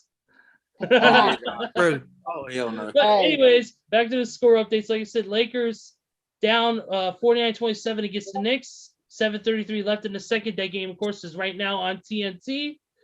And then later tonight on TNT, we got the Nuggets and the Trailblazers at 10 o'clock Eastern. Good And game. then the Mavericks and the Clips also play at 10:30 Eastern. Ooh, that's gonna be a good one. That's going to And be then, a of good course, game. I'm not going to run down all these score updates for freaking college, even though we do love us a college football. Here's a couple quick notes, though. Game with North Carolina. Two shots. North Carolina right now is up 45-36 against UNC Asheville. The Fighting Alumni are up by 2 against Kansas State. It's the Hall of Fame Classic presented by Hotels.com. And you got the Roman Legends Classic going on right now. Virginia up on Providence 28-15. And then you got a few other games that finished up today. Northwestern beat Georgia. Wisconsin beat ranked number 12 Houston. And Texas A&M beat Butler. We got Cincinnati and Arkansas as well tonight, and Gonzaga and UCLA. The Tampa Bay Lightning are beating the Flyers right now 1-0 with 15:31 left in the second period. We also got tonight on ESPN Plus 2 games: the Oilers and the Dallas Stars, and the Chicago Blackhawks take on the Calgary Flames. And then we got a few, of course, NCAA football. 14-3, Buffalo losing to Ball State, and West Michigan taking on Northern Illinois. The Huskies losing right now 21-7. Ole Miss takes on Mississippi State on Thursday, Thanksgiving, and a bunch of other games slated for the rest of the weekend as well. And that is our score update for this week. I don't have a Hey, Ezra, I'd like to say one thing about college basketball while we just brought it up. sure thing. Go ahead. But this year, as y'all probably know, but everybody don't know, but I'm a huge Duke fan. Absolutely. And this year is So Coach am I. K's last year, arguably the best coach in college history in basketball. Mhm. I will be attending one of Coach K's last games at Cameron Indoor Stadium this year, and I cannot wait. Awesome. Nice. I've heard the That's atmosphere, Nice. that's excellent. Well, that post-COVID where everybody's back in the arena again. I just can't wait to feel that atmosphere at the famous Cameron Indoor Stadium, because after Coach K's last game at Cameron Indoor Stadium, that stadium will officially be retired. They will be tearing it down, or not tearing it down, but they will be making a new gymnasium for Duke basketball for the next couple years. nice. Well, Good for I him, will man. say- He's one of the best. yeah, I will say though, Kevin, as long as you don't try to go to the very last game of the season against Carolina, because Oh, and I'm not. No. unless Tickets start out at $2,100 just for a cheap seat. yeah, Holy one ticket. crap. and they go as high as $6,000 to $7,000 Good. for a Courtside, ticket. yep. just for a ticket. You talk One about ticket. I'm thinking Wake Forest game, Wake Forest Duke game Okay. at the end of the year. you talked about going to one of Coach K's final games at that stadium. I have a similar thing I went to a few years ago, and that was I got to see one of Derek Jeter's final games when he took on the White Sox at U.S. Cellular Field. Awesome. Nice. It Nice. was the one of final 2 appearances Derek Jeter was making at U.S. Cellular Field as a Yankee. So I got to see that, We got to see Derek Jeter. He put out a good performance that day, and it was really cool. I got to see one of the greatest of all time play for the Yankees. So that was really, really cool. But moving forward, we got to get to these scores, gentlemen. Yes. It's prediction time, gentlemen. It's that time once again. And a quick reading, real quick. A quick reading for the Book of Paul, verse Crazy Night, chapter Bang Bang You. I'm gonna bang you. I'll shoot you down with my love gun, baby. Praise be to Paul. Oh yeah. We'll get into Sounds some- like what Jason Garrett's telling the Dallas Cowboys front office right now. Wow. I Wow. wasn't even going That took a there. whole lot turn I didn't expect, but Damn. moving forward, real quick, I do have at the end of the name when we do our final words.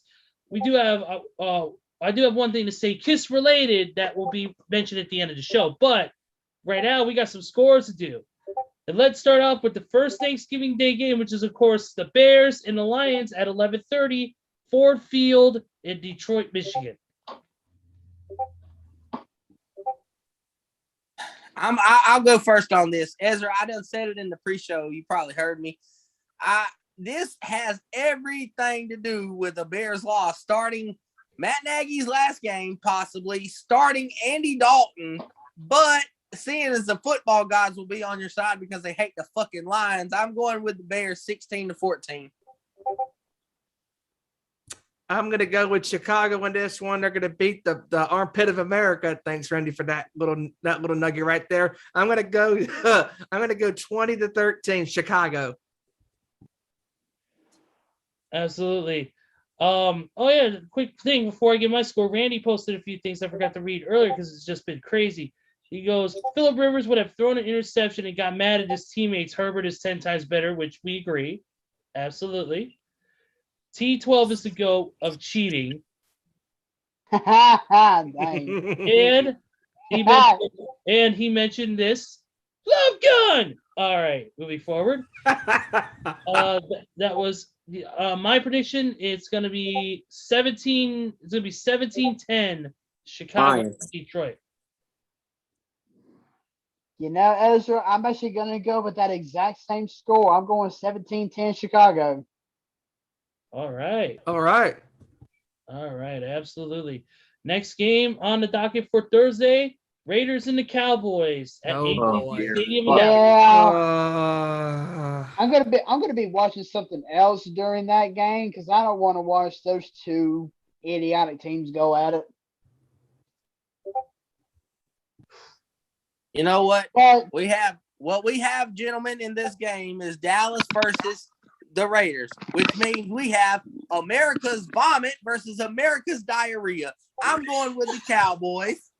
Unfortunately, I'm going to say 24-13 Dallas. oh my god! I'm going with Dallas. Oh my god! That might put me to sleep, though. That's gonna be the greatest shit show in America on Thanksgiving. Hey, if the turkey doesn't put you out, this game will. Oh my god, Kevin, I cannot believe you said that. Hey, put you out faster than a LeBron James elbow. Wow. That'll make you turn the channel quicker than the first hour of Raw. Oh god! Anyways, Oh. I gotta go with the Raiders, of course. I'm gonna go with the Raiders. No matter how much, yeah, I know it's crazy. I'm gonna go with the Raiders. I'm gonna go with the Raiders. 20-17. Close game, squeak by. Diarrhea wins. That's where you get the Pepto-Bismol. There you go. Anyways, Yeah. who still got? Everybody got their scores in for this game. I'm gonna go with Las Vegas to beat Dallas 23-21. Nice. Okay. Okay. All right. Next game on that What, day. Right. Joey? Hey, Steven, Oh, yeah. my score is going to beat you by 1 point. I'm going 23-20 Vegas. Okay, Kevin, what's your score again? I said 24-13 Dallas. Okay. Oh wow. Okay. All right. Wow. Let's go. All right. Next game: the Bills and the Saints at Caesars Superdome. All right. This has to be the week that Buffalo gets back on track. This has to be the game. So I'm going to go with Buffalo in this one, 27-16. Okay. I'm going Buffalo. I mean, New Orleans got no quarterback, so that's a good week to beat up on their offense. Kamara's not healthy. I'm going Buffalo, but I'm going 34-16. Okay. I'm gonna go with Buffalo.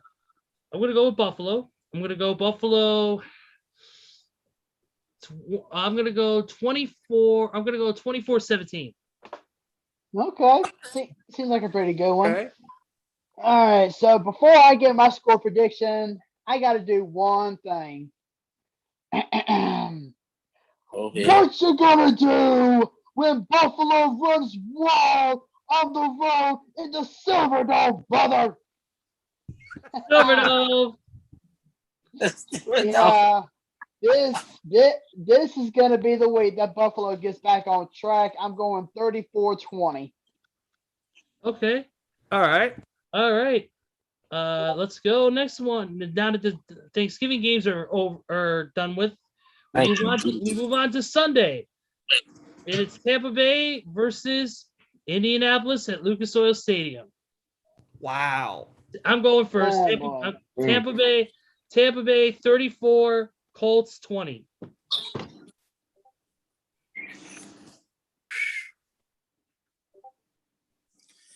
I'm going with the hot hand. I'm going Indianapolis 27-24. Wow. whoa!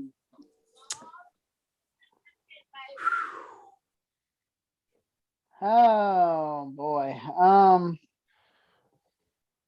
I'm actually gonna side with Kevin on this one. I'm going Indianapolis. The Colts have been playing some great ball lately. Wentz, not so much, but as long as Jonathan Taylor keeps carrying that football, the Colts run game is gonna be unstoppable, and I see the Colts winning 31-24. Wow. Okay. Ooh, tough one to pick. It actually really is. It's a tough one to pick because on one hand, you want to ride the hot hand in the Colts because they're playing great ball. But On the other then hand, again, yeah, do you go with the GOAT basically, and a team that's been really riding high since the Super Bowl last year? I'm going with Tampa Bay in a close one. I'm going to say 28-24. Okay, I can see Wow. that. I can see that. This next game is the Sophie's Choice of games. It is the Jets and the Texans. I'm glad you just say it was the greatest game. No, that's why I said The Sophie's greatest Choice. game of the year. How That's the an easy hell do you pick, pick guys. this game? That's easy. I'm going Houston. I'm going Houston 24-10.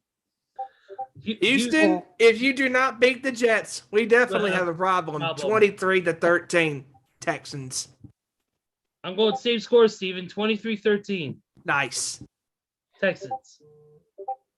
I ain't gonna show no mercy to the Jets. 24-7. I'll give them one score. Okay. Okay. All right. 24-7. Next game is the Eagles and the Giants. Philadelphia all the way. Philly. 31-14 Philadelphia.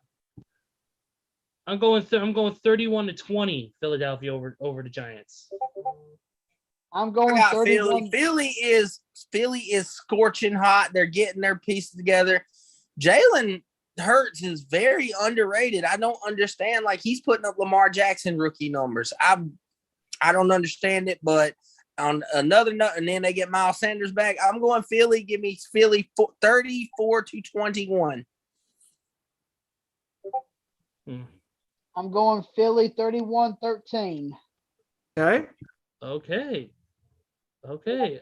Next game is the Panthers and the Dolphins at Hard Rock Stadium. This is a fucking bar burners for fucking Sunday, let me tell you. Oh God. Yeah, tell me about it. Games You of the know week, what? folks. I said it the first game. I mean, not that I hate Carolina, but I'm going with the hot hand. Miami's won their last 3 games. I'm going Miami. I'm riding Miami. I'm going Miami 24-20. My exact same score. Wow. 20. I'm going 21. I'm going another 21-17. Miami.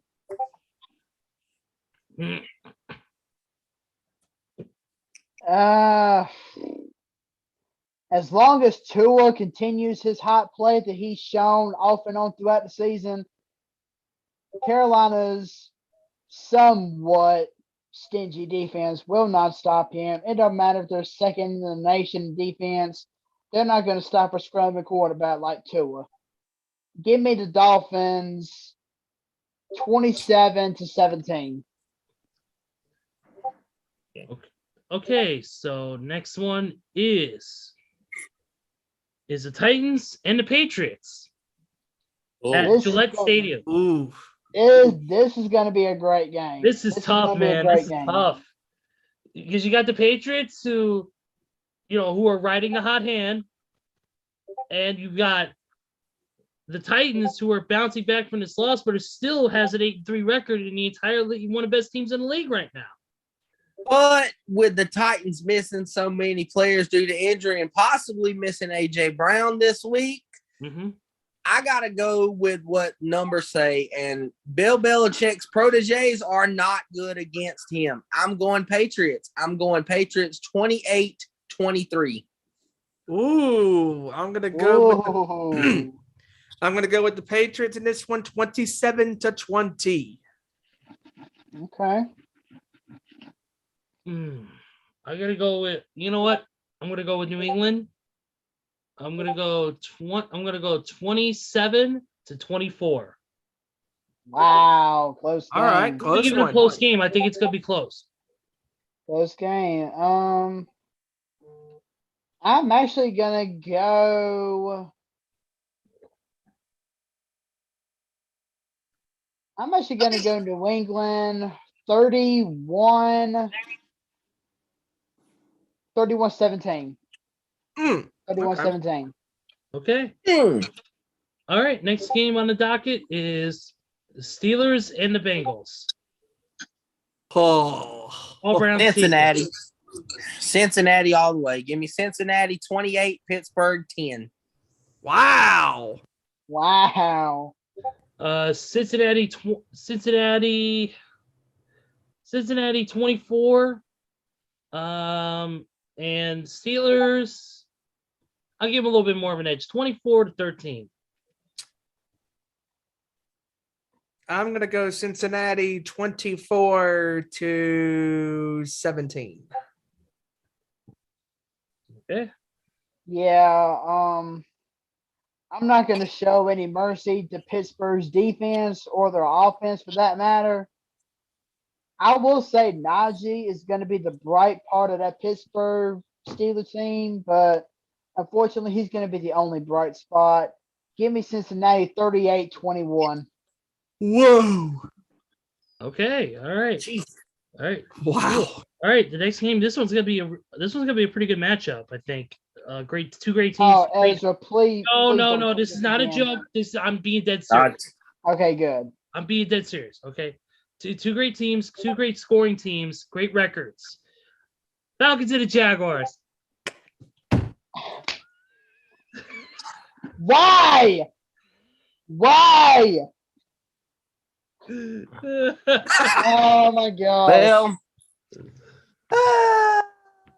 do y'all Oh, remember? my. Do y'all remember a while back the London game when the Falcons and the Jets played and we all picked the Jets? It's a similar thing, but I'm going with the Falcons this time. I'm not that damn dumb. I'm going with the Falcons. Give me the Falcons. I love doing that to you guys. I love it. Give me the Falcons. Give me the Falcons 19-10. God. Give me Atlanta Okay. 7. Jaguars. I don't feel good for this game. Give me Atlanta 17-13. Give me Atlanta 16-9. Wow. Give me Atlanta 14-3. Oof. Urban Hey. Meyer's gonna say, give him 2 beers and 2 blonde chicks at the bar right after. Hopefully Tony Khan's not the one providing them. Maybe some Viagra. You know what? Let's go to let's take a quick minute here. Let's go to the YouTube and everybody. Of course, Randy's got his score predictions. I didn't see these, but he's got right now. We got he said the Bears winning the Thriller 9-3. Oh God. He's got the he's got the Raiders 28, Dallas 24, Buffalo 27, New Orleans 17, Texans and the Jets 28-14, Philly beating the Giants 34-17, Miami beating Carolina 24-30 or no, it's Carolina beating Miami 31-24. Wow. Mm, And New York beating Tennessee 30-27, and then he put the Falcons beating the Jags 20-10. Okay. Good Yep. prediction All right. so far. Yeah, pretty good. Except for Carolina over Miami. That one's not going to happen. You never know. Next game, it's the first 3:05 game of the first afternoon game of the week, late afternoon game. Chargers and the Broncos at Mile High Stadium. I'm going Chargers. I'm gonna go Chargers 31-20. I'm going to Chargers, but I'm going in a close one. I'm going Chargers 24-21. I'm gonna go with the Chargers 27-24. I'm going to go the Chargers 24-20. Okay. All right. 24-20. Okay. All right. The next game we got coming up is the Rams and the Packers at Lambeau Field. Oh boy. Ooh. Oh boy. I'll start this one. Real quick. He put on that game we just mentioned, the Chargers and the Broncos. He Yeah. said, I'm hoping a blimp falls on both teams. Wow. Well, they're in the mile high. Dang. Oh my God! But Rams, Great Rams and the comment by Packers. Randy. Rams and the Packers. Give me the Rams. 2 Wow. weeks to figure it out. Offense gonna get back together. Defense is gonna figure out how to stop a fucking run, especially with no Aaron Jones. You ain't got to worry about them running. Their pass defense is A1. So give me the Rams. I got the Rams 34-20. Woo. Woo! I got the Rams. I got the Rams 48-0. No, I'm kidding. I hate the Packers. I'm not gonna give them that ridiculous of a score. No, I'm gonna go. Of course, I'm gonna go with the Rams. I'm gonna go with the Rams. 31-17. Ooh. Okay.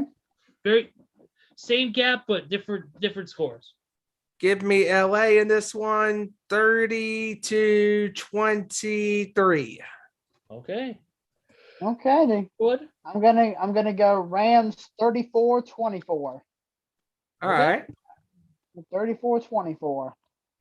Absolutely. All right. Next game is the Vikings and the 49ers at Levi's Stadium. Oh, this will be a good one. This is a really great good game. one. Yeah, this is gonna be a great game. I'm gonna go with even though they are NFC North. I'm not gonna. I would usually pick the Vikings in this case, but I gotta go with our buddy here, and I gotta go San Francisco. I gotta go San Francisco in a close one. I'm gonna go 24-21. I'm feeling an odd score here. 20-16. San Francisco. Okay. Okay. Defensive game. Yeah, defensive game.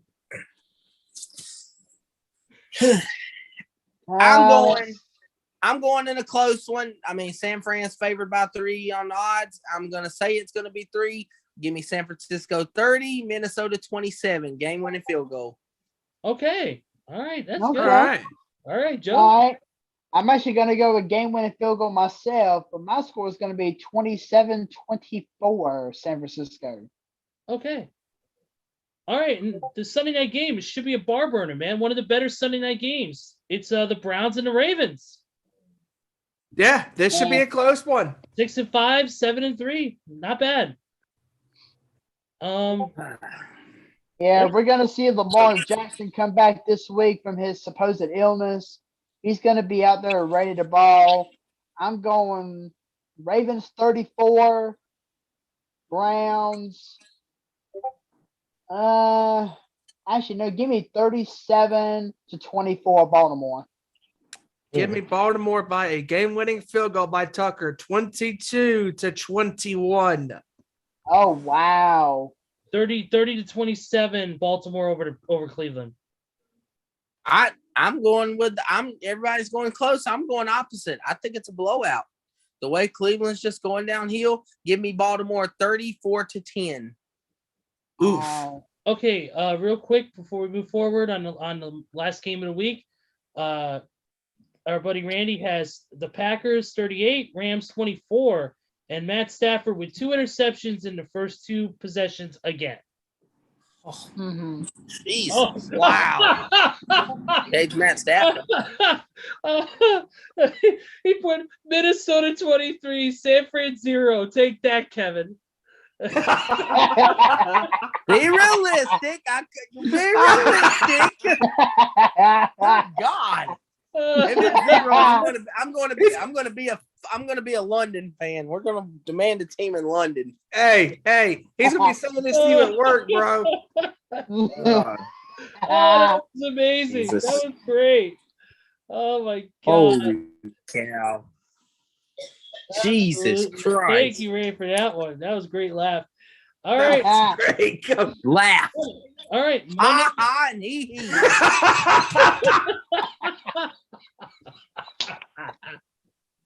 Thanks for a good one, Randy. America's team, the American diarrhea out there in Vegas. Oh, God. The only house in Vegas where the house loses. yep. Oh, Oh, man. The only good thing to hit Vegas next year is Metallica and Billy Joel, February 25th and 26th at their football stadium for those 2 concerts on Friday and Saturday. Yep, I said it. Nice. All right. Here we go. He also put Ravens 24, Clowns 13. oh, Jesus Christ. He's on a roll today, man.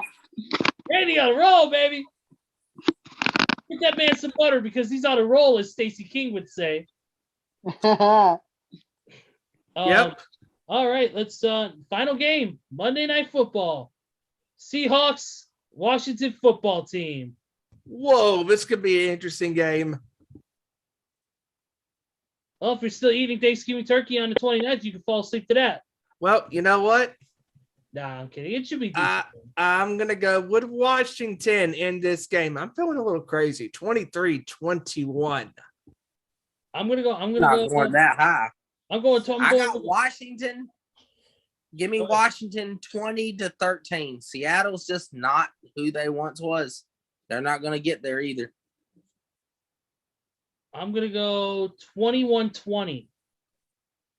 See, Washington football team. Okay. We already know who Joe's picking, so we might as well just end the show here. Yep. No, I'm kidding. Go ahead, Actually, no. I'm picking Seattle into this one. I'm joking. Of course, I got to go with my boys, especially after us beating Tom Brady and Cam Newton back-to-back weeks. Russell Wilson, he's actually done pretty good against us in the past, but He's struggling. Yeah, but he's a shell of his former self, at least for this year. So, yeah, give me Washington 27-20.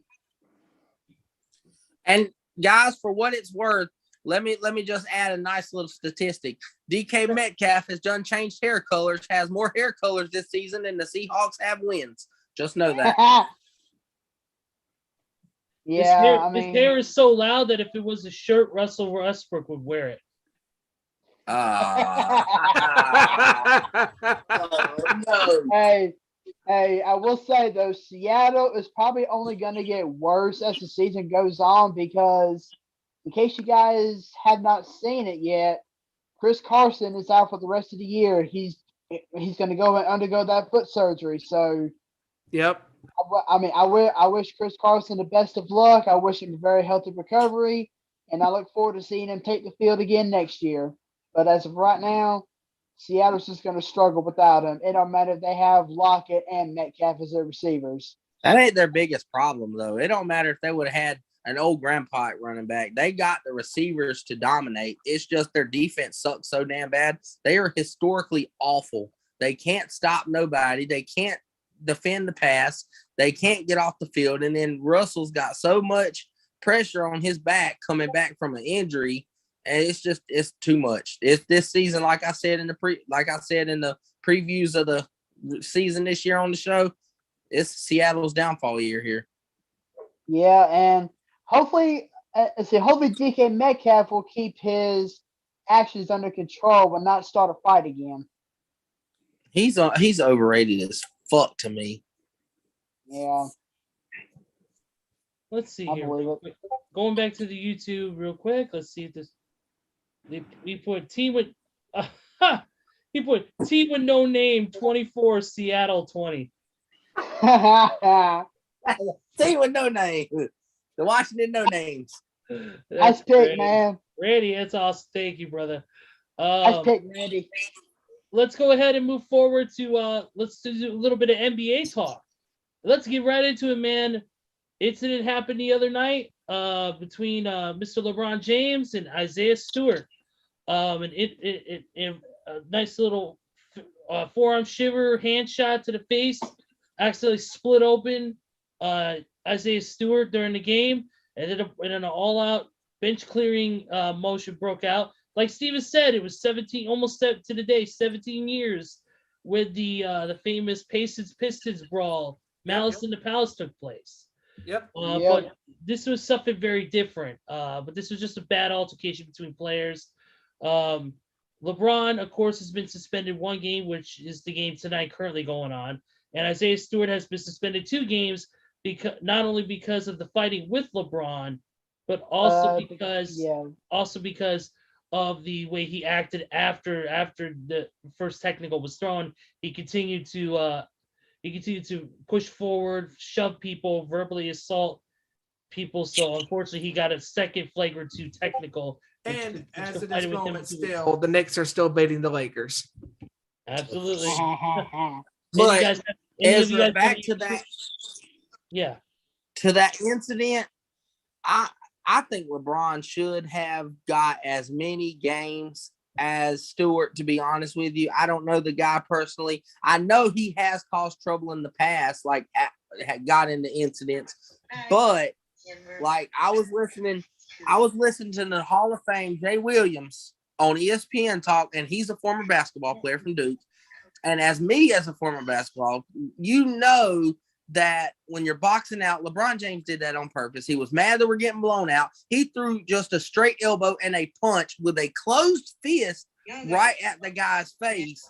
That's just a no-no. And just like Jay Williams said, I'm not going to defend Stewart because, yeah, he did act like a high school kid trying to fight and this and that and push through and run through the locker room and try to meet up with LeBron and yada, yada, yada. And, yeah, I'm not defending that. He acted like childish. But like Jay Williams said, if this was the 80s and 90s basketball and LeBron did that, he would have got his ass beat on the spot. It wouldn't have been no hold him back and see. The guy would have turned around and punched you in your shit, and that would have been the end of it. The bad boy Pistons, if you did did Isaiah Thomas like that, he would have turned around and dropped you right in your damn head. He wouldn't have waited for the referees to try to get everybody to come on the floor. That's just not defending his actions, but LeBron instigated it. It came from LeBron's actions. He should have served the majority of the suspension.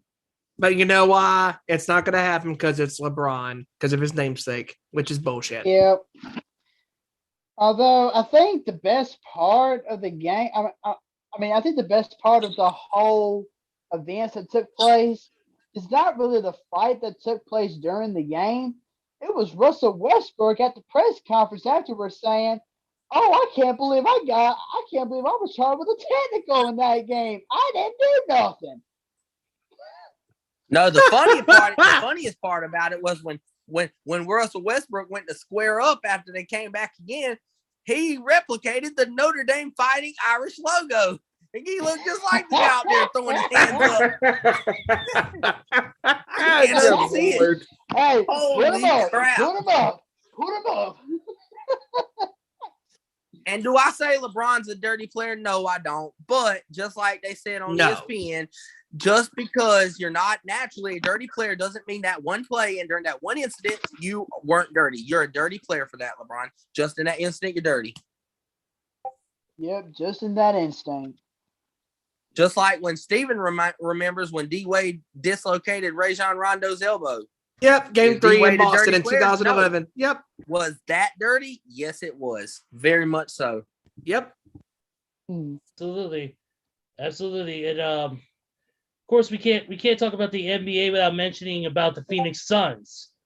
13 game winning streak so far. They seem to be unstoppable after coming off last year, man. The Phoenix looks like outside of Golden State, they look like the team to beat. And it's going to be insane to see how this goes forward, if they can keep up the momentum or not.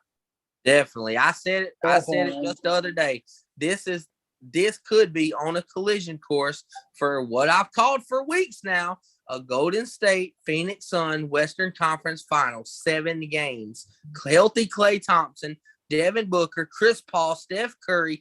This is the most anticipated matchup since the 2018 Western Conference Finals with Kevin Durant and the Warriors and James Harden and that streaking hot Rockets team. This is the best. This is the matchup. This is the finals to me. That is the final. Yeah. The winner of that should go ahead and be crowned the trophy. Oh, yeah. And speaking of Klay Thompson, I just did some research and I found out, I'm sure you guys probably talked about this during the pre-show, but Klay Thompson participated in his first full team practice today. He participated in his first full team practice. That's scary. So, That's yeah, scary.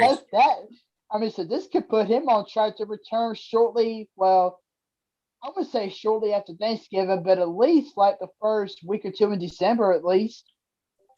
To me personally, the top 5 teams in the NBA right now in my list, honorable mention the Chicago Bulls because of the hell of a year they're having. But number 5 Nets, number 4, I gotta say the Utah Jazz. Number 3, I'm going with the Miami Heat. Number 2, I'm going Suns. 1 Warriors. 1 and 2 are on a whole different level than 3 through 5. I'm just saying that now. Yep. It's gonna this season. Go ahead, Kevin or Joe. I was gonna say it actually makes me mad in a sense that the Warriors and the Suns are both in the Western Conference. I wish one of them would be over in the Eastern Conference and we have an NBA Finals matchup between the two. Because that would completely tear the roof off. That would completely tear the roof off. Absolutely.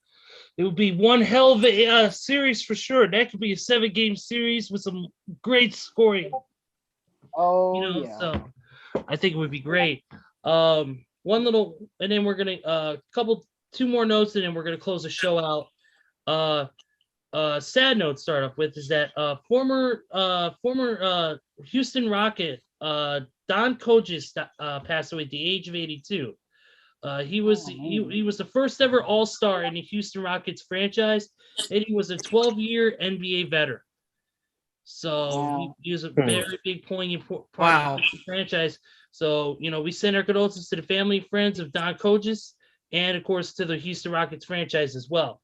Speaking of franchises and players, Kyle Lowry has said that he plans to retire as a Toronto Raptor. So that's where his best years were. Kyle Lowry, him and DeMar DeRozan, whenever they were both on Toronto, they completely tore off the roof of arenas, no matter where they were. So I still remember that game that Lowry had with Toronto against Golden State in Game 6 when he was hot in that game. Like, Remember that? Yeah. Yeah, see, It was I mean, just, and I'm not a LeBron fan, but it was just unfortunate that Toronto was owned by LeBron. It was LeBronto. But Yeah. I'm happy that Yeah. Kyle Lowry and DeMar DeRozan are both doing their things with their own teams. Kyle Lowry in Miami and DeMar DeRozan on Chicago. That might be an Eastern Conference Finals. Who knows? might be. You never know. It might be, but yeah, it's gonna suck that Kyle Lowry's gonna call it a career after this season. But I mean, much respect to Kyle Lowry though. He's played he's had a great career. He's lit up so many different basketball courts, and I know this And is he's a champion. really, yeah, I know this is really, really early, but best wishes to you, Kyle Lowry. Absolutely. Great job on a great career. Absolutely. Absolutely. And then we couldn't go by without mentioning this, and that is that former NBA player Iman Shumpert won Dancing with the Stars. Yes, he did. And he actually was really, really good. I watched a few episodes, and Iman Shumpert was really, really good on the dance floor, believe it or not.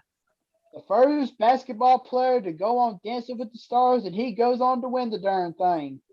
Absolutely. Another note. Oh, yeah, what a choke artist.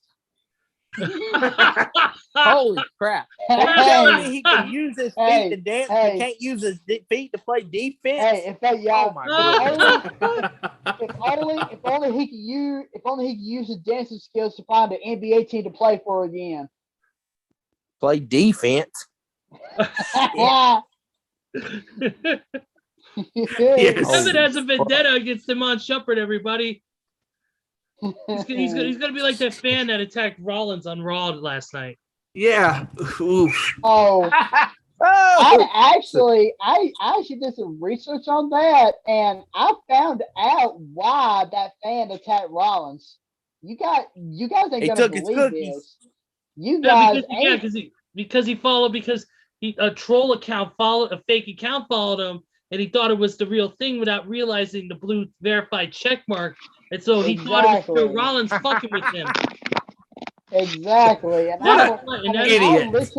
I literally saw that before I logged on here, and I was like, what? Yeah. That's why people, when you go on Twitter, always check the blue check mark next to the person's name. That proves that they are verified. But that's it for the show, guys. Before we close it out, I want to say a few notes because tomorrow marks the anniversary, or actually no, not tomorrow, Thursday. Tomorrow, the 24th marks two major anniversaries in the world of music. And I know we try to keep this sports, but we always dabble into a little things as well. Tomorrow will be 30 years since we lost one of the greatest singers of all time, one of the greatest frontmen, Freddie Mercury. Passed away from AIDS complications in 91. And it'll be 30 years since we lost Kiss drummer Eric Carr. Eric Carr was, of course, the drummer of Kiss from the Elder album all the way through Hot in the Shade in 91. He died of heart cancer at the age of 91. Or at not the age of 91, died in 1981 at a very young age. I believe he was only like late 30s, early 40s. I think it was like 40, 41, something like that. Yeah, he was not very old. He was very young. So two major unfortunate anniversaries this coming week. But of course, that'll be capped off on Eddie Trunk's radio show when he pays tribute to Eric Carr tomorrow, Wednesday. But we're gonna get into first. It's guys this week is Thanksgiving, and instead of our usual our usual last things that we always talk about, we're gonna do something different. I want to hear what you guys are thankful for. I know it's cliche and all that shit, but this is a holiday for remembrance and being thankful for the things that you have. Kevin, would you like to start? Oh, yeah. Well, I'm thankful just to be alive this morning. I'm thankful the good man upstairs woke me up every day, and I'm thankful for my family, my wife, my daughter. I'm thankful for the job I have. As much as it stresses me out, I'm thankful. I could be in a whole lot worse shoes right now, and I'm just thankful that I'm truly blessed. I'm pretty sure Randy adds to those aches and pains at work. Sorry. Nice. of course, I'm thankful for my family. I'm thankful for my friends. I'm thankful for you guys, the Bust Open Nation. I'm thankful for everybody in the cosplay community, the wrestling community, the music community that I know, and thankful for just being on this earth still after all the shit that I've been through the past year.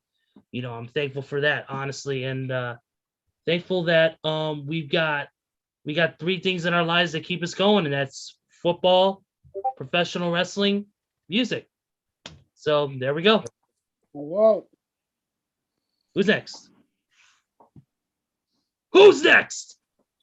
right. I'll go ahead and go next. I will say that I am thankful that I'm alive.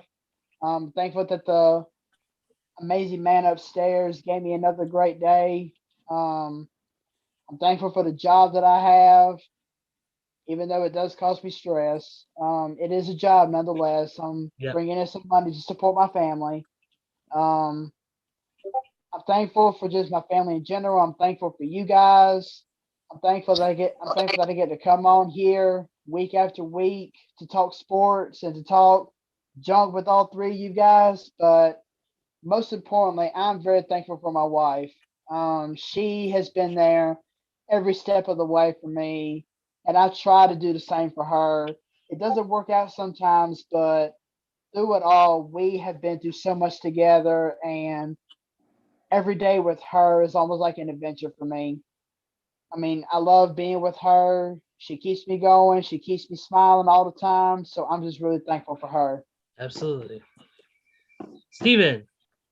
I would like to say first of all that I'm thankful to be alive and that the man above has blessed me, with a wonderful life, and it's hasn't been always easy, especially my years on this planet and all the obstacles that I've faced throughout in my life and the trials and tribulations, the ups and downs, and all that stuff. And I just like to say I'm thankful for you guys here on the sports show and thankful for all the friends that I've made in the last year or so, during the pandemic and all that, and I'm also thankful for my family and friends that I've known around here, for years and years and years, and the new friends that I have made along, this year, and thankful for my parents and, family, friends, everybody, man. It's been a great year, going to multiple concerts and went to my first wrestling event in 15 years at AEW in Charlotte. I'm just thankful for a lot of things, man. Family, friends, being alive, and thankful for my bandmates and Bad Habit, and it's been one hell of a year. And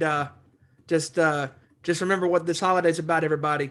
Be there for the ones that you care for, your family, your friends. This is, we even though Thanksgiving is a time, to eat good food, but the most important thing with Thanksgiving is to cherish what you have around you in your life, and that is good family and good friends. And it's been a great year.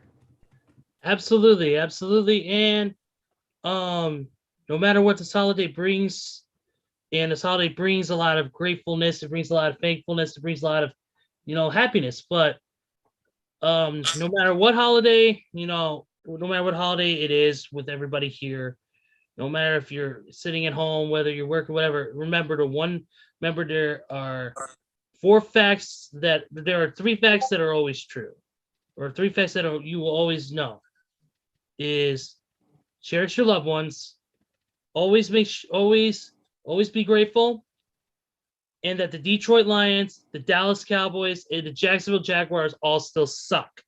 I'd like to add on to that. I'm also very thankful that the Dallas Cowboys has not won a trophy in 25 years. I'm thankful. Don't worry. Like I said before, the only Completely time there'll be a ring in Dallas is when somebody gets engaged in the stadium. But that's enough for that bull. That's enough of that ridiculous bullshit that I put all of us through. Especially, we gotta end this. We gotta end this right. All right, guys. We thank you so much for joining us for the show. This was fun as hell. Once again, we covered a lot of sports, but don't forget also this Saturday to check out our friends at the Nation's Corner. They got a hell of a show coming up. Yes, they do. What happened last weekend at Mission Pro from Sea to Shining Sea with the and whole. Also, too, before we go, also myself and Front Row are going to be in Winston-Salem this weekend for WrestleCade 2021 Revenge. It's going to be an awesome weekend. Getting to meet some of my favorite professional wrestlers, Booker T, Sting, Mick Foley, Kane.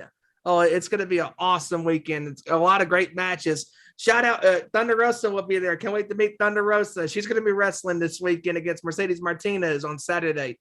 And it's just, my goodness. I mean, it is going to be. Also, don't forget Malachi Black, once again, renewing his rivalry with Buddy Matthews. Yep. Man, it's just going to be a great weekend this weekend of wrestling in Winston-Salem, my first WrestleCade.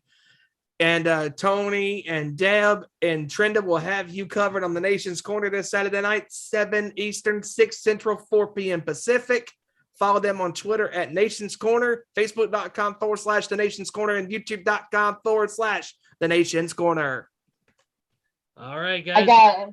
I gotta ask, why, Kevin? Why? To let you know, Steven, Kevin has a background of the butt fumble.